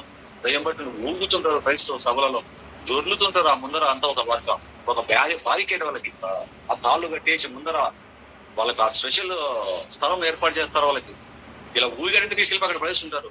మీటింగ్ అయిపోయినంత వరకు మళ్ళా సేవ గురించి ప్రార్థన చేసినంత వరకు దొందుతుంటారు, గిరగపడుతుంటారు, నీలుగుతుంటారు, తొక్కుతుంటారు. గట్టిగా ఇలాగ తలకి గట్ట తల మెడలు ఊళ్ళుతుంటారు, ఊపుతుంటారు, గిరపడుతుంటారు, ఒక రకమైన సౌలు చేస్తుంటారు. పిల్లరా చూసారా? అవన్నీ మనం చూసాం. మరి ఏమండి ఇప్పుడు మనం ఏ పాయింట్ కోసం వెళ్తున్నాం? సమూయేలు మొదటి గ్రంథానికి. ఆ దేవదూతలుగా ఉంటూ దురాత్మలుగా మారేటువంటి వాటికి మనుషులకు పట్టడానికి దేవుడు పర్మిషన్ ఇస్తాడా అన్న దానికోసం మనం బైబిల్ పరిశీలిస్తున్నాం. సమూయేలు మొదటి గ్రంథం 16వ అధ్యాయం 14వ వచనం. సమూయేలు మొదటి గ్రంథం 16వ అధ్యాయం 14వ వచనం. సమూయేలు మొదటి గ్రంథం 16వ అధ్యాయం 14వ వచనాన్ని జాగ్రత్తగా చూడండి. యెహోవా ఆత్మ సౌలును విడిచిపోయి యెహోవా యొద్ద నుండి దురాత్మ ఒకటి వచ్చి అతనిని విడిపింపగా సౌలు సేవకులు దేవుని యొద్ద నుండి వచ్చిన దురాత్మ ఒకటి నిన్ను వెరపించి ఉన్నది. మా ఏమి వరవే నీవు ఆజ్ఞయము, నీ దాసులను మేము సిద్ధంగా ఉన్నాము. సీతారాము చమత్కారముగా వాయింపగలవని విచారించుటకే మాకు సెలవిమ్మని దేవుని యొద్ద నుండి సెలవిమ్ము. తన చమత్కారముగా వాయింపగలయొకని విచారించుటకై మాకు సెలవిమ్ము. దేవుని యొద్ద నుండి దురాత్మ వచ్చి నిన్ను పట్టున్నప్పుడల్లా అతను సితారా చేత పట్టుకుని వాయించుట చేత నీవు బాగుపడదు అని అతనితో నది. బాగా అర్థమవుతుంది ఈ వచనమండి. అంటే అప్పటి వరకు సౌలు పరిశుద్ధాత్మ ప్రేరితుడై పరిశుద్ధాత్మ శక్తితో ఇశ్రాయేలును పరిపాలిస్తూ ఉన్నాడండి. ఎప్పుడైతే అమాలయకీయుల విషయంలో దేవుడు చెయ్యమన్నది చెయ్యకుండా వద్దన్నది చేశాడో, ఆజ్ఞను అతిక్రమించాడో, దేవుడి ఆత్మ వెళ్ళిపోయింది. దురాత్మ వచ్చి పట్టేసిందంట సౌలు గారు. ఎందుకంటే పరిశుద్ధాత్మను పాపం చేసి పోగొట్టుకుంటే మనలోకి వచ్చేది అదే. పరిశుద్ధాత్మను పోగొట్టుకుంటే మనలోకి వచ్చే దురాత్మ పిల్లలారా. ఏమండి ఈ దురాత్మ ఎక్కడి నుంచి వచ్చిందంటున్నాడండి? యెహోవా యొద్ద నుండి దురాత్మ యొక్కటి వచ్చి అతనిని వెరపింపగా అన్నాడు. చూడండి దేవుని పిల్లలారా, మీరు ఆలోచించండి. ఇక్కడ మనకు తెలవలసింది ఏంటంటే పరిశుధాత్మ వెళ్ళిపోయింది, ఆయనకి దురాత్మ ఒకటి వచ్చింది అన్నాడు. ఎక్కడి నుంచి వచ్చిన దురాత్మ? దేవుడి యొద్ద నుంచి దురాత్మ ఒకటి వచ్చి సౌలుని వెరపింపగా అన్నాడు. అంటే దేవుడి దగ్గరి నుంచి దురాత్మలు వస్తాయి అంటే దేవుడి దగ్గరికి కూడా దురాత్మలు వెళ్తాయా? పరలోకంలో సింహాసనంలో మీద ఉన్నటువంటి దేవుడి దగ్గర దురాత్మలు వెళ్ళి రాగలుగుతాయా? దేవుడి దగ్గరకు దురాత్మలు వెళ్తాయండి? ఆలోచించినది ఉన్నట్టులారా, వెళ్తాయంటారా? ఒక మంచి మాట బైబిల్లో ఉంది. ఎందుకంటే మనుషుల ఆత్మలు మరణించిన తర్వాత మనుషుల ఆత్మలు ఏవైనా పరలోకంలో ఉన్న దేవుడి దగ్గరికి వెళ్ళి రాగలుగుతాయా? ఎందుకంటే మరణించిన వారే మనుషులు కొడుతున్నారని మన వాళ్ళు అంటున్నారు. బైబిల్ ఏమనుంది?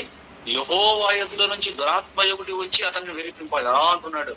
పిల్లారా, మరణించిన మనుషుల ఆత్మలు ఏంటి దేవుని దగ్గరికి రాగలవు ఏంటి? అసలు అవుతుందా? అసలు వాటి వల్ల అవుతుందా? ఆలోచించండి దేవుని పిల్లారా. మరి ఎవరి వల్ల అవుతుంది ఇది? దేవదూతలుగా ఉంటూ దురాత్మలుగా మారిన వాటి వల్ల అవుతుందా కదా? వాటి వల్ల అవుతుందా కదా? ఒక మంచి మాట అవ్వదు అన్నారు అనుకోండి. ఒక మంచి మాట చూడండి, యోబు గ్రంథం 1వ అధ్యాయం 6వ వచనం. యోబు గ్రంథం 1వ అధ్యాయం 6వ వచనం చూడండి. పిల్లలు అక్కడ ఏమంటున్నాడు చూడండి. యోబు గ్రంథం 1వ అధ్యాయం 6వ వచనం ఏమన్నాడు అక్కడ? దేవదూతలు యెహోవా సన్నిధిని నిలుచుటకై వచ్చిన దినం ఒకటి ప్రకటించెను. ఆ దినం అపవాది వారితో కలిసి వచ్చెను. ఎక్కడి నుంచి వచ్చావురా అని అడిగాడు. భూమి మీద ఇటు అటు తిరుగులాడుతూ వచ్చాను దేవా అని వాడు చెప్తున్నాడు. అంటే ఈ మాటలు బట్టి మనకి ఏమర్థమవుతుంది అంటే దురాత్మలు దేవుడి దగ్గరికి వెళ్ళి వస్తుంటాయి మనకు అర్థమవుతుంది. అందుకే సౌలు గారి దగ్గరికి, సౌలు మీదికి ఎక్కడి నుంచి వచ్చిందన్నాడు? యెహోవా సన్నిధి నుంచి దురాత్మ ఒకటి వచ్చి అన్నాడు. ఆలోచించిన దేవుని పిల్లరా, యెహోవా యుద్ధ నుంచి ఒక దురాత్ముడిని సౌలు బట్టి వెరిపిస్తుందట. ఏమండి, ఆ దురాత్మలే అంటే దేవదూతలుగా ఉండి దేవుడి మీదికి తిరుగుబాటు చేసి దయ్యాలుగా మారిన, దురాత్మలుగా మారినటువంటి ఆ ఆత్మలే మొదటి శతాబ్దంలో వచ్చి మనుషులకు బట్టేవి, మనుషుల్ని వెరిపించేవి. అప్పుడు వాటినే యేసు క్రీస్తు ప్రభువుల వారు వెళ్ళగొట్టాడు. అపోస్తలులు వాటినే వెళ్ళగొట్టారు. ఏమండి, ఇది సబ్జెక్ట్, ఇది బైబిల్ చెప్పిన వివరణ. మరి ఇప్పుడు చర్చిలలో దురాత్మలు పట్టాయని చెబుతున్న వాటిని సభలలో కూడా వదలగొడుతున్నవి. మరి వీటి పరిస్థితి అప్పుడు యేసుక్రీస్తు వారు అపోస్తలులు వెళ్ళగొట్టినవేవో మనకు అర్థమైంది. మరి ఈ రోజు చర్చిలలో, సభలలో, పబ్లిక్ మీటింగ్స్లలో వదలగొడుతున్నటువంటి ఈ దురాత్మలు ఏ దురాత్మలు? మనవారు కూడా వదలగొడుతున్నారు కదండి. ఏమని? నీ పేరు ఏంటి అని అడుగుతాడు. నా పేరు సుశీలమ్మ, ప్రభావతమ్మ, లలితమ్మ, వెంకటమ్మ, రామప్ప, సుబ్బప్ప అని చెప్తుంటారు వాళ్ళు. ఏమండి, ఇలాగా మాట్లాడుతుంటారండి. ఏమంటే ఇప్పుడు అడుగుతాను, మిమ్మల్ని ఒక ప్రశ్న అడుగుతున్నాను.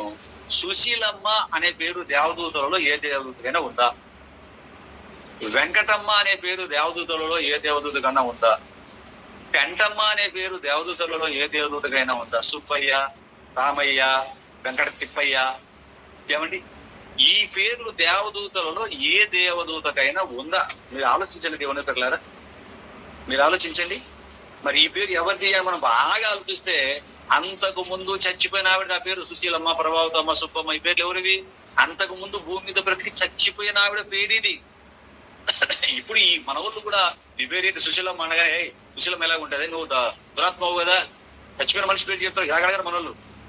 ఏమండి, అంటే చచ్చిపోయిన ఆవిడ పేరు చెబుతూ ఉంటే మన వాళ్ళు ఏమనుకుంటారంటే, వాళ్ళు ఏమంటుంటారంటే, యోగలు కొట్టే వాళ్ళు మరి పోతావా పోవా అని అడుగుతుంటారండి. పాస్టర్ కూడా ఏమంటుంటాడండి, ఆయన కూడా ఏమనుకుని దాన్ని అడుగుతున్నాడంటే, చచ్చిపోయిన ఆవిడే, ఆ సుశీలమ్మ అనే ఆవిడ చచ్చిపోయి ఈవిడికి పెట్టిందని చెప్పి ఈయన దాంతో మాట్లాడుతూ ఉంటాడు. పోనీ ఏ దయ్యమైనా ఇంతవరకు నా పేరు సేన అని గాని, ఏ దయ్యమైనా నా పేరు సేననే మన వాళ్ళకు వదలకూడదు, మన వాళ్ళు వదలకూడదు దయ్యాలు చెప్పినట్టు ఎక్కడైనా ఉందా అండి? ఎక్కడా కనిపించిందా మనకి పేరు? మాస్టర్ అవుతుంటాడు, మరి పోతావా పోవా అంటుంటాడు. పోకపోతే అందులో ఉంచేస్తావా? ఆలోచించండి దేవుని పిల్లలారా, అందులో అలాగే ఉంచేస్తావా పోకపోతే? సబ్జెక్టు తెలియక, వాస్తవాలు అర్థం కాక మరలా ఏమంటాడంటే, మేము కూడా యేసు క్రీస్తులాగే వదలగొడుతున్నామండి, మేము కూడా అపోస్తులులాగే వదలగొడుతున్నామండి. ఆ రోజు అక్కడ వారు చేశారు, ఈ రోజు ఇక్కడ మేము చేశాము అంటుంటాడు. అదే చెప్తున్నారు మన వాళ్ళు. దేవుని పిల్ల, ఆ రోజు వాళ్ళు వదలగొట్టే ఈ రోజు మేము వదలగొడతా ఉంటున్నారు. సరే, ఇక్కడ కూడా ఒక మంచి పాయింట్ మనం పట్టుకున్నాం. అదేంటంటే, మరి ఆ రోజు యేసు క్రీస్తు వారు ఎలా వదలగొట్టాడు? ఈ రోజు వీళ్ళు వదలగొట్టినట్టే ఆయన వదలగొడుతున్నాడా? ఆయన వదలగొట్టాడు కాబట్టి మేము వదలగొడతా ఉంటున్నారు కదా. మరి ఆ రోజు ఆయన ఎలా వదలగొట్టాడు? ఈ పాయింట్ మీకు తెలిసింది అనుకోండి, ఈజీగా దొరికిపోతారు మన వాళ్ళు. చూడండి ఏం చెప్తున్నాడు, ఒక మంచి మాట చూపిస్తాను. మార్కు సువార్త 1వ అధ్యాయం 23-24 వచ్చిన రెండు పిల్లరా. మార్కు సువార్త 1వ అధ్యాయం, ఏంటి కదా టైం అయిపోతుంది. మార్కు సువార్త 1వ అధ్యాయం, మార్కు సువార్త 1వ అధ్యాయం 23-24 వచ్చినాలు. మార్కు సువార్త 1:23-24. ఆ సమయమున వారి సమాజ మందిరములో అపవిత్రాత్మ పట్టిన మనుష్యుడు ఒకడు ఉండెను. వాడు నజరేయుడు యేసు, మాతో నీకేమి, మమ్ము నశింప చేయుటకు వచ్చితివా? నీవెవడవో నాకు తెలియను, నీవు దేవుని పరిశుద్ధుడు అనే కేకలు వేసెను. అందుకు యేసు ఊరకుండుము, వానిని విడిచిపోమ్మని వానిని గద్దింపగా ఆ అపవిత్రాత్మ వానిని విలవిలలాడించి పెద్ద కేక వేసి వాని విడిచిపోయాను. అందరూ విస్మయముంది. ఇదేమిటో, ఇది కొత్త బోధగా ఉన్నది. ఈయన అధికారముతో అపవిత్రాత్మలకు ఆజ్ఞాపింపగా నాకు లోపడుచున్నవని ఎవరితో కూడా చెప్పుకున్నది. ఈ మాట బాగా జాగ్రత్తగా మనం ఆలోచిస్తేనండి, యేసు ప్రభు ఈ దయ్యాన్ని గద్దించాడా? దానికి ఏమైనా చెప్పాడా? ఏమండి, దాన్ని గద్దించి వెళ్ళిపో అన్నాడా? దానికి ఏమైనా దాంతో మాటలు ఇట్లు ఏమైనా పెట్టుకున్నాడండి? ఆలోచించండి దేవుని పిల్లలు, మీరు బాగా ఆలోచించండి.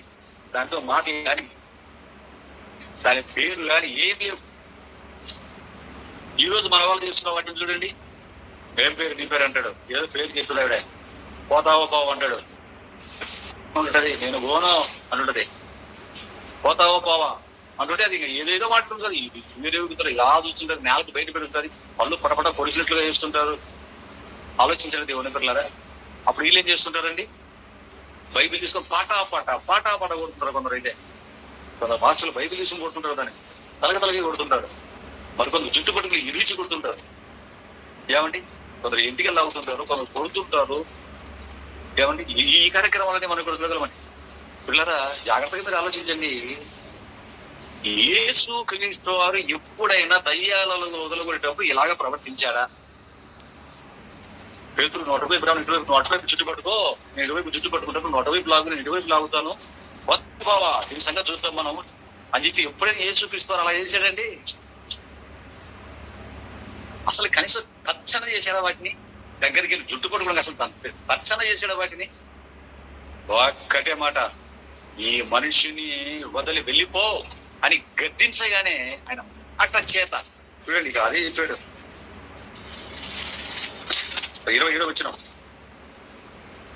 అందరూ విస్మయం ఉంది, ఇదేమిటో, ఇది కొత్త బోధగా ఉన్నది. ఈయన అధికారముతో అపవిత్రాత్మలకు ఆజ్ఞాపింపగా అవి ఆయనకు లోబడుచున్నావని ఒకరితో మాట చెప్పగానే వెళ్ళిపోతున్నా. ఇవి ఇదేంట్రా ఆయన అనుకున్న వాళ్ళు వెంబెలెత్తిపోయారండి వారు.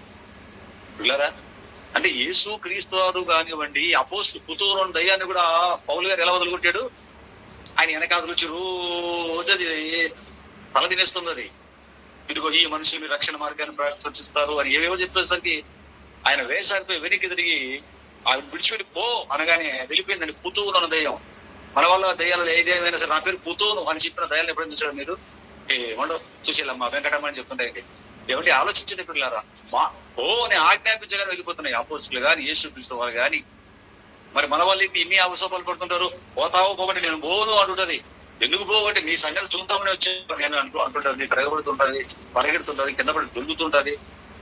ఏమండి, 3 వారాలు ఇచ్చినప్పుడు మేము అప్పుడు వెళ్తారు. ఇది సుగాల దయ్యం అంటారు. మళ్ళీ సుగాలి దయ్యం అంటండి. ఏ దయ్యమైనా పోతుంది కానీ సుగాలి దయ్యం పోదమ్మా అంటుంటారు. నేను చిన్నప్పటి నుంచి విన్నానండి ఈ మాట. ఏంటి, దయ్యాల్లో కూడా ఇది మూతికి ఇసుకొట్టాలండి. ఆల్రెడీ కొలమాతాలతో మనుషులు తెచ్చిపోతారు, బతుకున్న మనుషులు. మన సత్యం దయ్యాలు కూడా సుగాలి దయ్యాలు. దయ్యాలు కూడా ఏంటి, మన సుగాలి దయ్యాలు, ఏమిటి కాపు దయ్యాలు, కమ్మ దయ్యాలు, మాల దయ్యాలు, మాది దయ్యాలు, ఇంగ్లీష్ దయ్యాలు, ఉర్దూ దయ్యాలు, తెలుగు దయ్యాలు, ఇది మూతి దయ్యాలు. ఆలోచించండి దేవుని పిల్లరా. అంటే దయ్యాలకు కూడా సుగాలి దయ్యాలటండి, లంబాడి దయ్యాలటండి. ఇవి ఓటండి పాపం. వాళ్ళు ఎంత బాధపడతారు ఈ మాట అంటే మేము చచ్చిపోయి దయ్యాలం అయితే ఎవరికైనా పడితే పోమా అంటే మేము పీడలమా? మేము పీడ జాతి, మా జాతి అనుకున్నో బాధపడరండి వాళ్ళు, మన వాళ్ళ మాటలు. ఆలోచించండి దేవుని పిల్లల. సుగాల దయ్యాలు అయితే పోవటండి. 3 వారాలు అయితే కానీ సుగాల దయ్యాలు ఉపవాసం ఉంటే కానీ పోవటండి. దేవుడు ఆలోచించలేదు దేవుని పిల్లరా. మరొక అద్భుతమైన మాట చెప్పంటారా? అప్పుడు వచ్చిన దయ్యాలకి ఒక ప్రత్యేకమైన లక్షణం ఉందండి. యేసుక్రీస్తు వారి కాలంలో పట్టినటువంటి ఆ దయ్యాలకి, అప్పుడు వచ్చిన దయ్యాలకి ఒక ప్రత్యేకమైన లక్షణం ఉంది. అదేంటి చెప్పనా?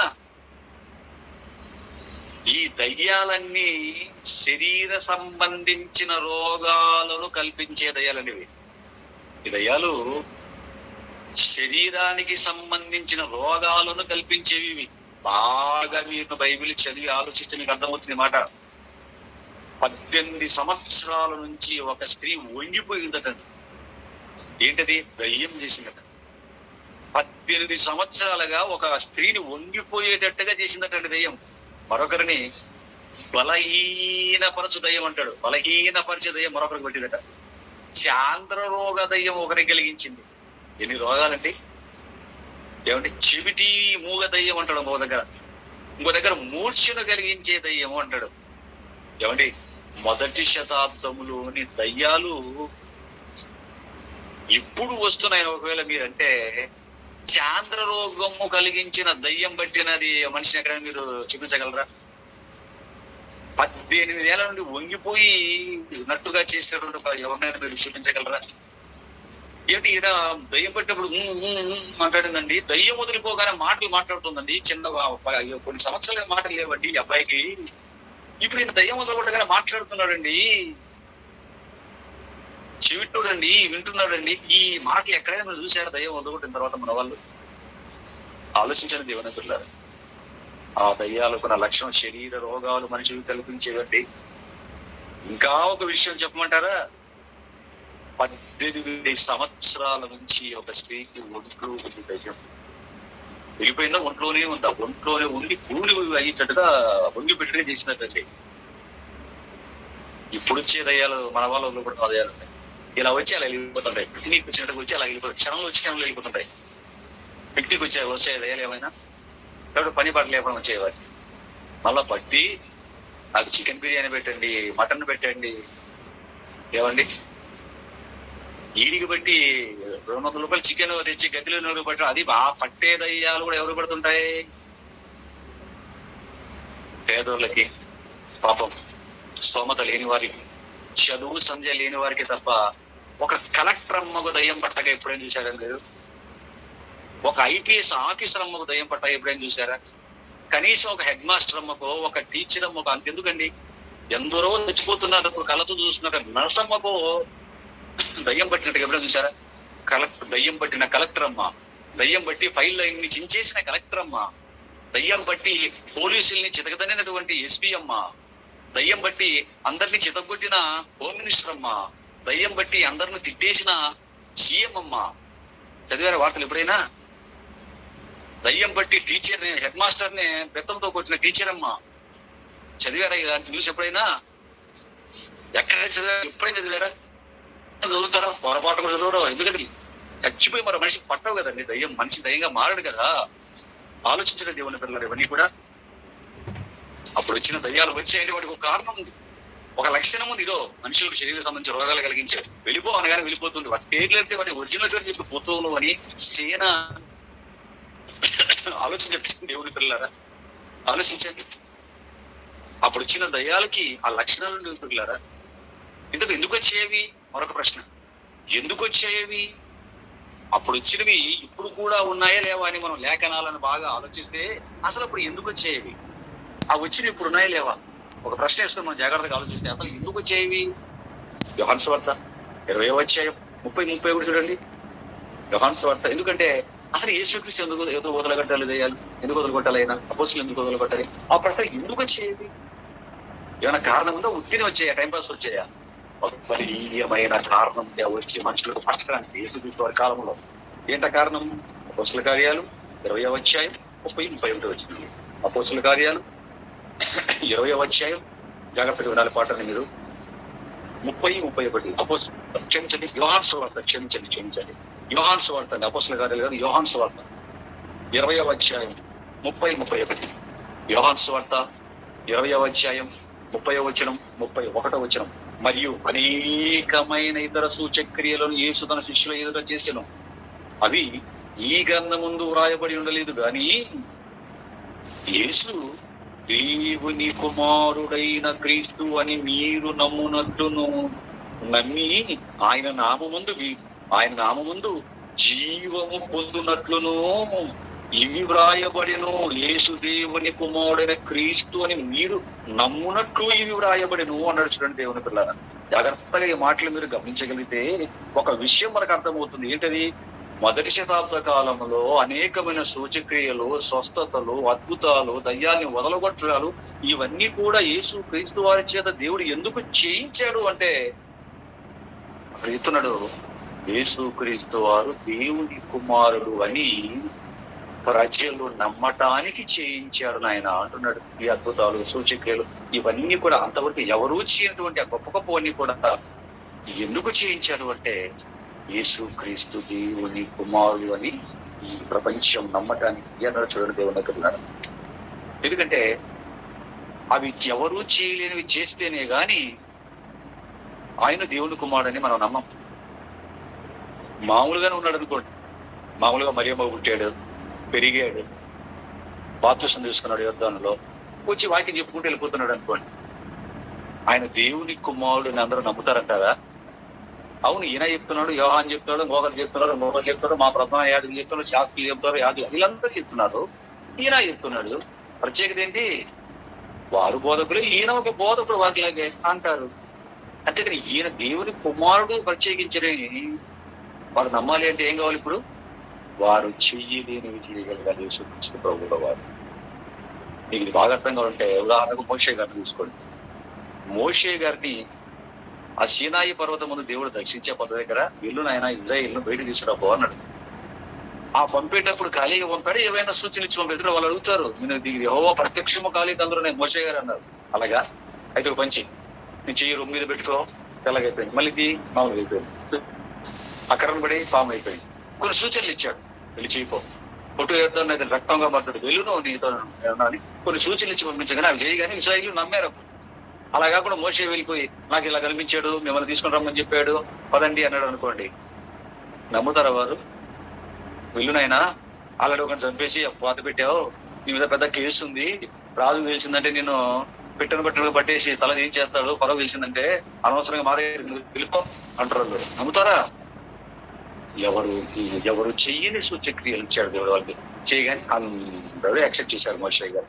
యేసు క్రీస్తు వారికి మీకు అర్థమైతే ఇక్కడ కూడా యేసు క్రీస్తు ఈయనే దేవుని కుమారుడు. మోషే ప్రవక్త అని నమ్మటానికి ఆ రోజు ఆలోచనలు, యేసు క్రీస్తు వారు దేవుని కుమారుడు అని ప్రజలందరూ నమ్మాలి అంటే ఏం చేయాలి? ఇప్పుడు ఎవరు చేయలేని, అందుకే చూడండి పిల్లలు మాట చేత ఎన్నో చేశాడు, నీళ్ళ మీద నడిచాడు. ఆయన దేవుని కుమారుడు నమ్మాలని ఏం చేయాలి? నీళ్ళ మీద నడవటం, స్వస్థతలు చేయటం, చచ్చిన వారిని బ్రతికించటం, మాట చేత అధికారంతో దయ్యాలను వదలగొట్టడం. అందుకే మీరు మార్కు సువార్త 1:27-28 అక్కడ ఏమంటున్నాడు? ఆయన ఆజ్ఞాపించగల ఇదే తల్లి బాబు వాళ్ళు అంటున్నారు, ఇది ఆజ్ఞాపించగల దయ్యాలు వెళ్ళిపోతున్నాయి, ఇదేదో కొత్త బోధగా ఉన్నదే, ఎప్పుడు వినలేదే మనము, ఎప్పుడు ఇలాంటివి చూడలేదే మనం అని చెప్పుకుంటున్నారు వారు. ఎందుకంటే అంతకుముందు వాక్యం చెప్పిన వారందరూ ప్రవక్తలు వేసారు, మామూలు వాక్యం చెప్పుడు వెళ్ళిపోయారు. అంతేగాని దయ్యాలు పట్టగానే ఊవగానే వేలి చేత వదలగొట్టారు వాళ్ళు లేదండి. యేసు క్రీస్తు వారితోనే స్టార్ట్ అయింది. ఇలా వాక్యం చెబుతున్నాడు, దయ్యాలు పట్టిన వారిని వెళ్ళిపోవడం కానీ కుప్పలు పడి అల్లాడిచి దొరికి వెళ్ళిపోతున్నాయంటే ఆజ్ఞాపించగాని. కేస్తే సచ్చిన వాళ్ళు లేచేస్తున్నారు, నీటి మీద నడిచేస్తున్నాడు, ఏమంటే గాలి తుఫాను ఆపేస్తున్నాడు. ఎవరు చెయ్యని క్రియలు చేసేసరికి యేసు క్రీస్తు వారు దేవుని కుమారుడు అని ఆ రోజు అందరూ నమ్మారండి. ఆలోచించిన దేవుని భావం. 5 రొట్టెలు ఇలా ప్రజలకి ఇలాగా రొట్టెలు తీసి 5,000 మందికి ఇలా పంచగానే నిజంగా ప్రజలు ఏమైపోయి చెప్పండి, ఆయన అన్ని చేస్తున్నప్పుడు నమ్మారండి. ఈయన దేవుని కుమారుడు అన్నారు. నమ్మటానికి ఇదిగో దయ్యాల పాత్ర దేవుడు పంచాడు, వెళ్ళండి పట్టండి, నా కుమారుడు ఆజ్ఞాపించగానే మీరు వెళ్ళిపోవాలి. దేవుడు పంపించినటువంటి దయ్యాలు లేదు కూడా, ఎందుకంటే ఇవన్నీ జరిగితేనే గాని వాక్యం స్థిరపరచబడతారు. వాక్యం స్థిరపరచబడడానికి ఇవన్నీ జరగాలి. అందుకేం చేశాడు? మంచి మాట చూడండి, మార్కు సువార్త 1:26 చదివాం కదా, ఆ మాటలు చివరిలో చూడండి వాళ్ళ ప్రజలు ఏమంటున్నారు చూడండి. మార్కు సువార్త 1:26 1వ అధ్యాయం 26. అందుకు యేసు ఊరకుండము వారిని విడిచిపోమని వారిని గద్దింపగా ఆ పవిత్రాత్మ వారిని వెలువలాడించి పెద్ద కేక వేసి వారిని విడిచిపోయాను. అందరూ విస్మయం ఉంది, ఇది ఏమిటో జనాలు ఏమైపోతున్నారు, అంతవరకు సైలెంట్ గా విన్నారు, అలా చూస్తున్నారు.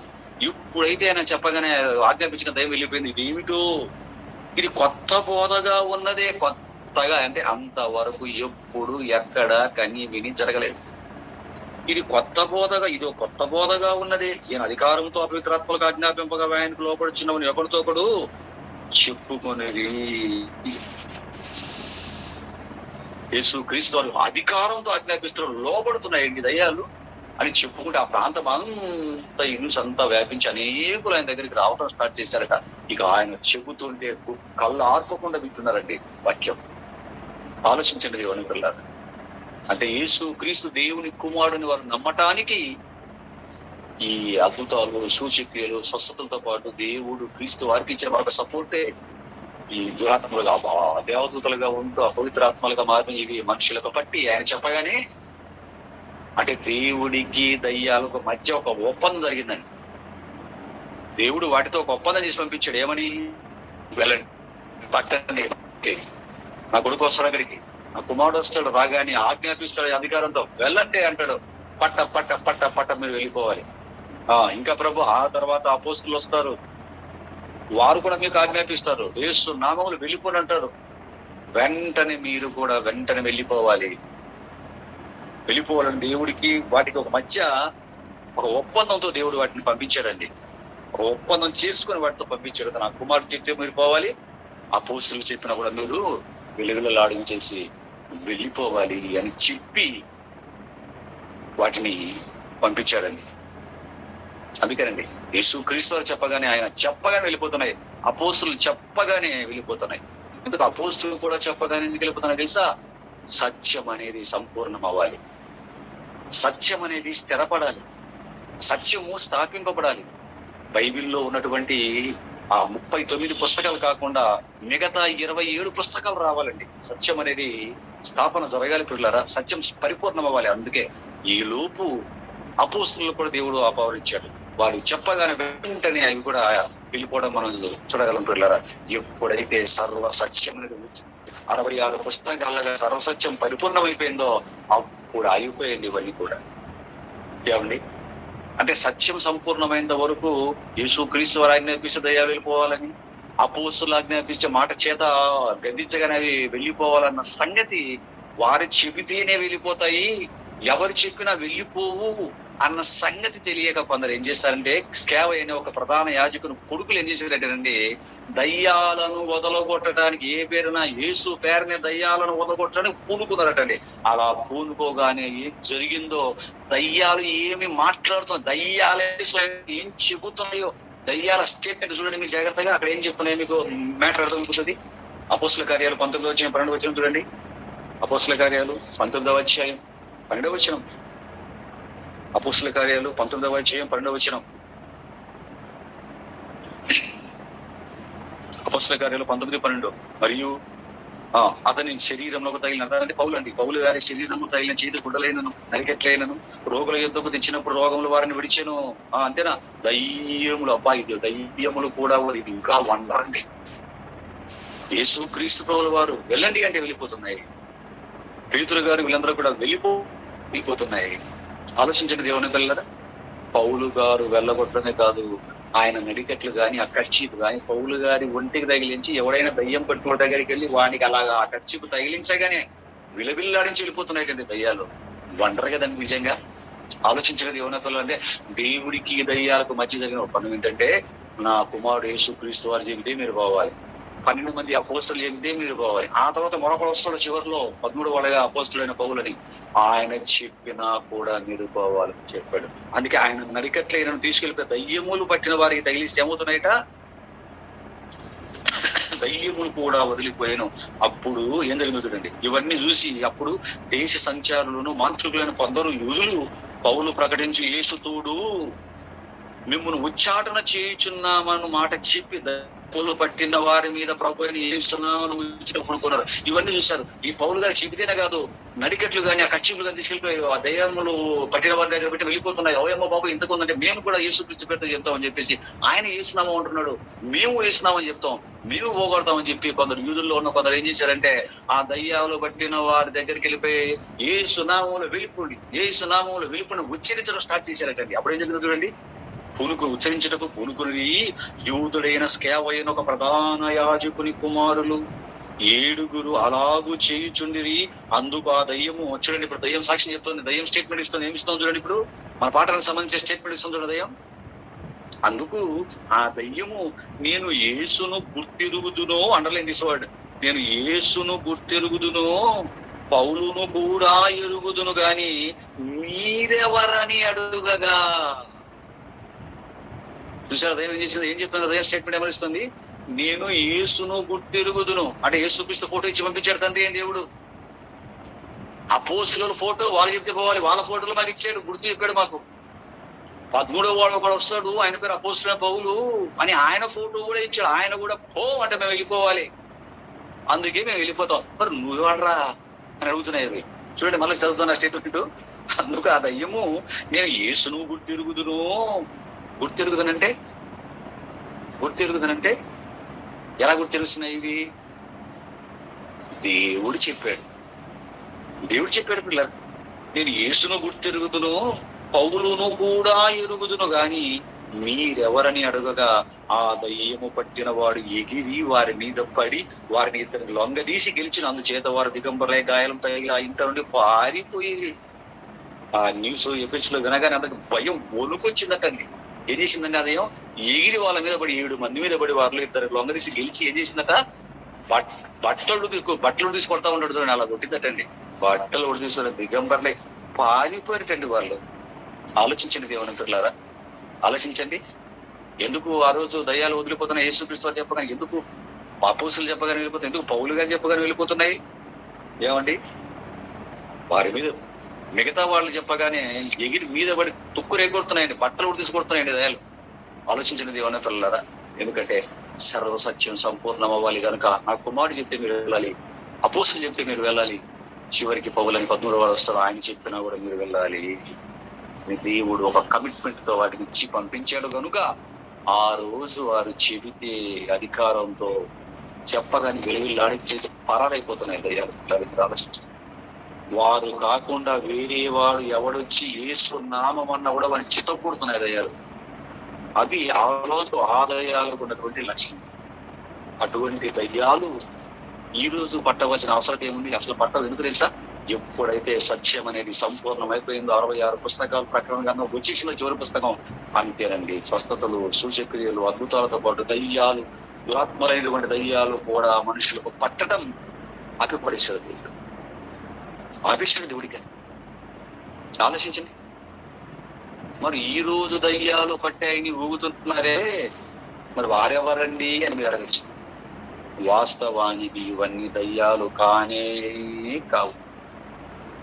ఈ రోజు దయ్యం పట్టాయని చర్చిల్లో ఊగినా, మసీదుల దగ్గర ఊగినా, హిందూ మంత్రాలయాల దగ్గర ఊగినా, ఏమండి ఎక్కడ ఊగుతున్నా, దొర్లుతున్నా ఇవన్నీ కూడా వాస్తవానికి అవి దయ్యాలు కానీ కావు. ఇంకా మొదటి శతాబ్దంలో వచ్చిన దురాత్మల సమూహాలు కూడా మన ఆలోచించే కాలంలో. మరి ఇప్పుడు మన వారు చెబుతున్నది ఏంటంటే, చనిపోయిన వారు దయ్యంగా మారి బట్టి మాట్లాడుతున్నారని చెప్తున్నారు చూసారా? ఇవన్నీ దయ్యాలు కావండి, ఇవన్నీ దయ్యాలు కావు, మానసిక రోగాలు. ఇవన్నీ ఏంటివి? మానసిక రోగాలు. సైకాలజీ డిసీజెస్ అంటారు చూసారా? సైకలాజికల్ డిసీజెస్ అంటాడు. మానసిక రోగాలండి. ఏమండి, శరీరానికి జబ్బు చేయడం మనకు తెలుసు. శరీరానికి ఎలాగైతే జబ్బు చేస్తుందో మెదడుకు కూడా జబ్బులు వస్తాయండి. మన మెదడు కూడా జబ్బులు వస్తుంటాయి పిల్లలారా. అప్పుడు మెదడు అనేది ఆ కంట్రోల్లో, ఎందుకంటే మెదడునంతా కంట్రోల్ చేసేది ఏంటి? క్షమించండి, శరీరాన్ని అంతా కంట్రోల్ చేసేది ఏంటి? మెదడు. ఆ మెదడుకే రోగం వచ్చింది అనుకోండి, కంప్యూటర్కి ఎలాగైతే వైరస్ పడుతుందో మెదడుకు కూడా కొన్ని జబ్బులు వస్తాయి. దాన్ని అప్పుడు మెదడు ఏమవుతుందంటే దాని స్థితి అది కోల్పోతుందండి. అంటే సమతౌల్యత స్థితి అంటాడు సైన్స్ భాషలో. సమతౌల్యత స్థితిని ఆ మెదడు కోల్పోతుందండి. అప్పుడు మనిషి ఒక రకంగా ప్రవర్తిస్తాడు, పిచ్చి పెట్టినట్లుగా. ఊకటాలు, తలకాయ తిప్పటాలు, పొరలటాలు, అరవటాలు, పరిగెత్తటాలు, రకరకాలైనటువంటి ఒక పిచ్చి వాళ్ళు చేసినట్లుగా చేస్తాడు. ఇటువంటి వారిని డాక్టర్ దగ్గరికి తీసుకొని వెళ్ళారు అనుకోండి, ఏమండి ఆ డాక్టర్ దగ్గర తీసేది వాళ్ళు ఏమంటారు? ఈ చేష్టలు అన్ని చూసేసి వాళ్ళకి వైద్య శాస్త్రానికి అందక ఏదో గాలి సోకిందండి అనేవారు డాక్టర్లే. ఎందుకంటే ఇంతకు పూర్వకాల ఇప్పుడు వచ్చిన మాటలు కాదు ఇవి. కొన్ని దశాబ్దాల కిందట చలానంలోకి వచ్చిన మాటలు, మనిషి దయ్యం పట్టిందని. అలాగనేసరికి వీరేమనుకున్నారంటే ఓహో అంటే మనిషి కూడా దయ్యం పట్టింది, వీడికి డాక్టర్ ఏం చేయాలి కాబట్టి భూత వైద్య దగ్గర తీసుకెళ్ళాలి. ఏం తీసుకెళ్లేవాళ్ళు? వాస్తవానికి అవి దయ్యాలు కాదు, మానసిక రోగాలు. అప్పటికి ఈ సైకలాజికల్ కి సంబంధించినటువంటి డాక్టర్లు మానసిక సైక్రియాటిస్టులు అంటారు. ఇలా ఈ సైక్రియాటిస్టులు అనే వాళ్ళు లేక, సైక్రియాటిస్ట్ అనే శాస్త్రం లేని కాలంలో కాబట్టి ఇలా చదివేసి ఆ భూత వైద్యుల దగ్గర తీసుకెళ్లేవాళ్ళు. సైన్స్ డెవలప్ అయింది, సైక్రియాటిస్ట్ అనే వాళ్ళు వచ్చారు. ఇప్పుడు వాళ్ళు చెప్తున్నారు ఇప్పుడు నాయన ఇవన్నీ కూడా మానసిక రోగాలు నాయన అని చెప్తున్నారు. ఆలోచించిన దేవుని పిల్లలారా, మెదడుకు రోగాలు, కంప్యూటర్ వయసు వచ్చినట్టు మెదడుకు కూడా రోగాలు వస్తాయి. ఆ రోగాలే ఈ రోగాలు అంటున్నారు. హిస్టీరియా అనే ఒక రోగం ఉందండి, మెదడుకు వచ్చే రోగం ఇది, మానసిక రోగం ఇది, మానసిక రోగం. ఆలోచించిన దేవుని పిల్లలారా, ఒక మనిషిని టార్చర్ పెట్టామనుకోండి, మెంటల్ గా ఎదిగిపోయాడు అనుకోండి, మెంటల్ చెప్తున్నాడు, కొట్టవసరం లేదు, తిట్టవసరం లేదు. మెంటల్ టార్చర్ పెడితే మైండ్ చెదిరిపోయిందని అంటారు చూడండి, పిచ్చి పెట్టిందండి వీడికి వాళ్ళ ఆయన పెట్టిన టార్చర్ వల్ల అంటుంటారు. ఏమండి అలాగా మెదడు కూడా రోగాలు వస్తుంటాయి. దాన్ని హిస్టీరియా అనే ఒక మానసిక రోగం ఉందండి. ఈ వ్యాధి సోకిన వారు ఏం చేస్తారంటే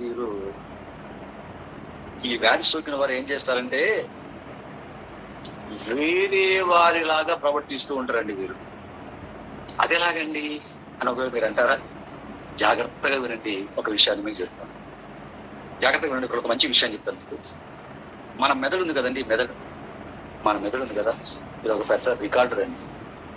ఇప్పుడు నేను చెప్తున్న మాటలు మీరు సెల్ ఫోన్ చూస్తూ వింటున్నారు అనుకోండి, మీకు నా మాటలే కాదు, నా మాటలతో పాటు నా బొమ్మ కూడా, నా ఈ చేతులు ఊపడం, ఈ మాట్లాడటం, ఆడియో వీడియో, ఈ రెండుటిని మీ మెదడు రికార్డు చేసుకుంటుంది. మన మెదడుకు రికార్డింగ్ చేసుకునే కెపాసిటీ చాలా ఉందండి. సినిమా చూస్తారు మీరు, సినిమా చూసిన తర్వాత ఏం చేస్తారు? సినిమా చూసే వాళ్ళు ఉంటారు కదా, 3 గంటలు సినిమా చూస్తాడు వీడు. 3 గంటలు సినిమా చూసి వచ్చి మొదట అక్షరాలు పడినప్పటి నుంచి లాస్ట్ వరకు చెప్తాడు, గుర్తు పెట్టుకొని. ఎలా చెప్తాడు? వాడు వీడియో రికార్డ్ చేసుకున్నాడు వాడి మైండ్ లో, ఆడియో కూడా డైలాగ్ కూడా అలాగే చెప్తుంటాడు. ఇప్పుడు మీరు కూడా, ఇప్పుడు నేను మాట్లాడుతున్న మాటలు ఆడియో వీడియో 2 రికార్డ్ అవుతుంది.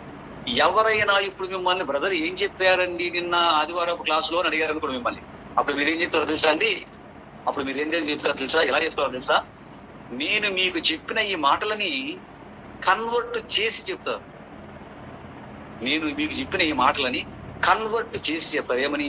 బ్రదర్ ఇలా చెప్పారండి, ఈ పాఠం చెప్పారండి, ఈ ఎగ్జాంపుల్ చెప్పారండి, ఈ రెఫరెన్స్ చూపించారండి, కరెక్ట్ గా చెప్తారు. ఇలాగనే అంటే కన్వర్ట్ చేశారు నా మాటలని. బ్రదర్ ఇలా చెప్పాడు, బ్రదర్ ఈ రెఫరెన్స్ చెప్పాడు, బ్రదర్ ఈ రెఫరెన్స్ చూపించాడు. చూసారు ఎలా చెప్తున్నారు మీరు? నా మాటలను కన్వర్ట్ చేసి చెప్తారు.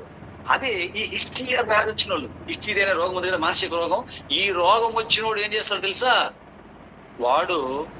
వాడేం చేస్తాడు తెలుసా? మీ పేరు ఏంటన్నా అనుకోండి, ఏమండి ఎవడో చచ్చిపోయిన ఎవడో మైండ్లో పెట్టుకుంటాడు, వాడేలా చెప్తాడు తెలుసా? ఆ పేరు మళ్ళీ వ్యవసాయం అంటాడు. అంటే ఆ హిస్టీరియా వచ్చిన వాడు ఇప్పుడు నేను చెప్పిన దాన్ని చూసినాడు ఇలాగే ప్రవర్తిస్తుంటాడు. వాడు ఆ పక్కింటి ఆవిడ సుశీల బాగా చూసింది అనుకోండి, ఆవిడ చచ్చిపోయింది అనుకోండి, వీడికి హిస్టీరియా రోగం వచ్చింది అనుకోండి, ఈవిడికి వచ్చింది అనుకోండి, ఈవిడ ఏం చెప్తుంది తెలుసా?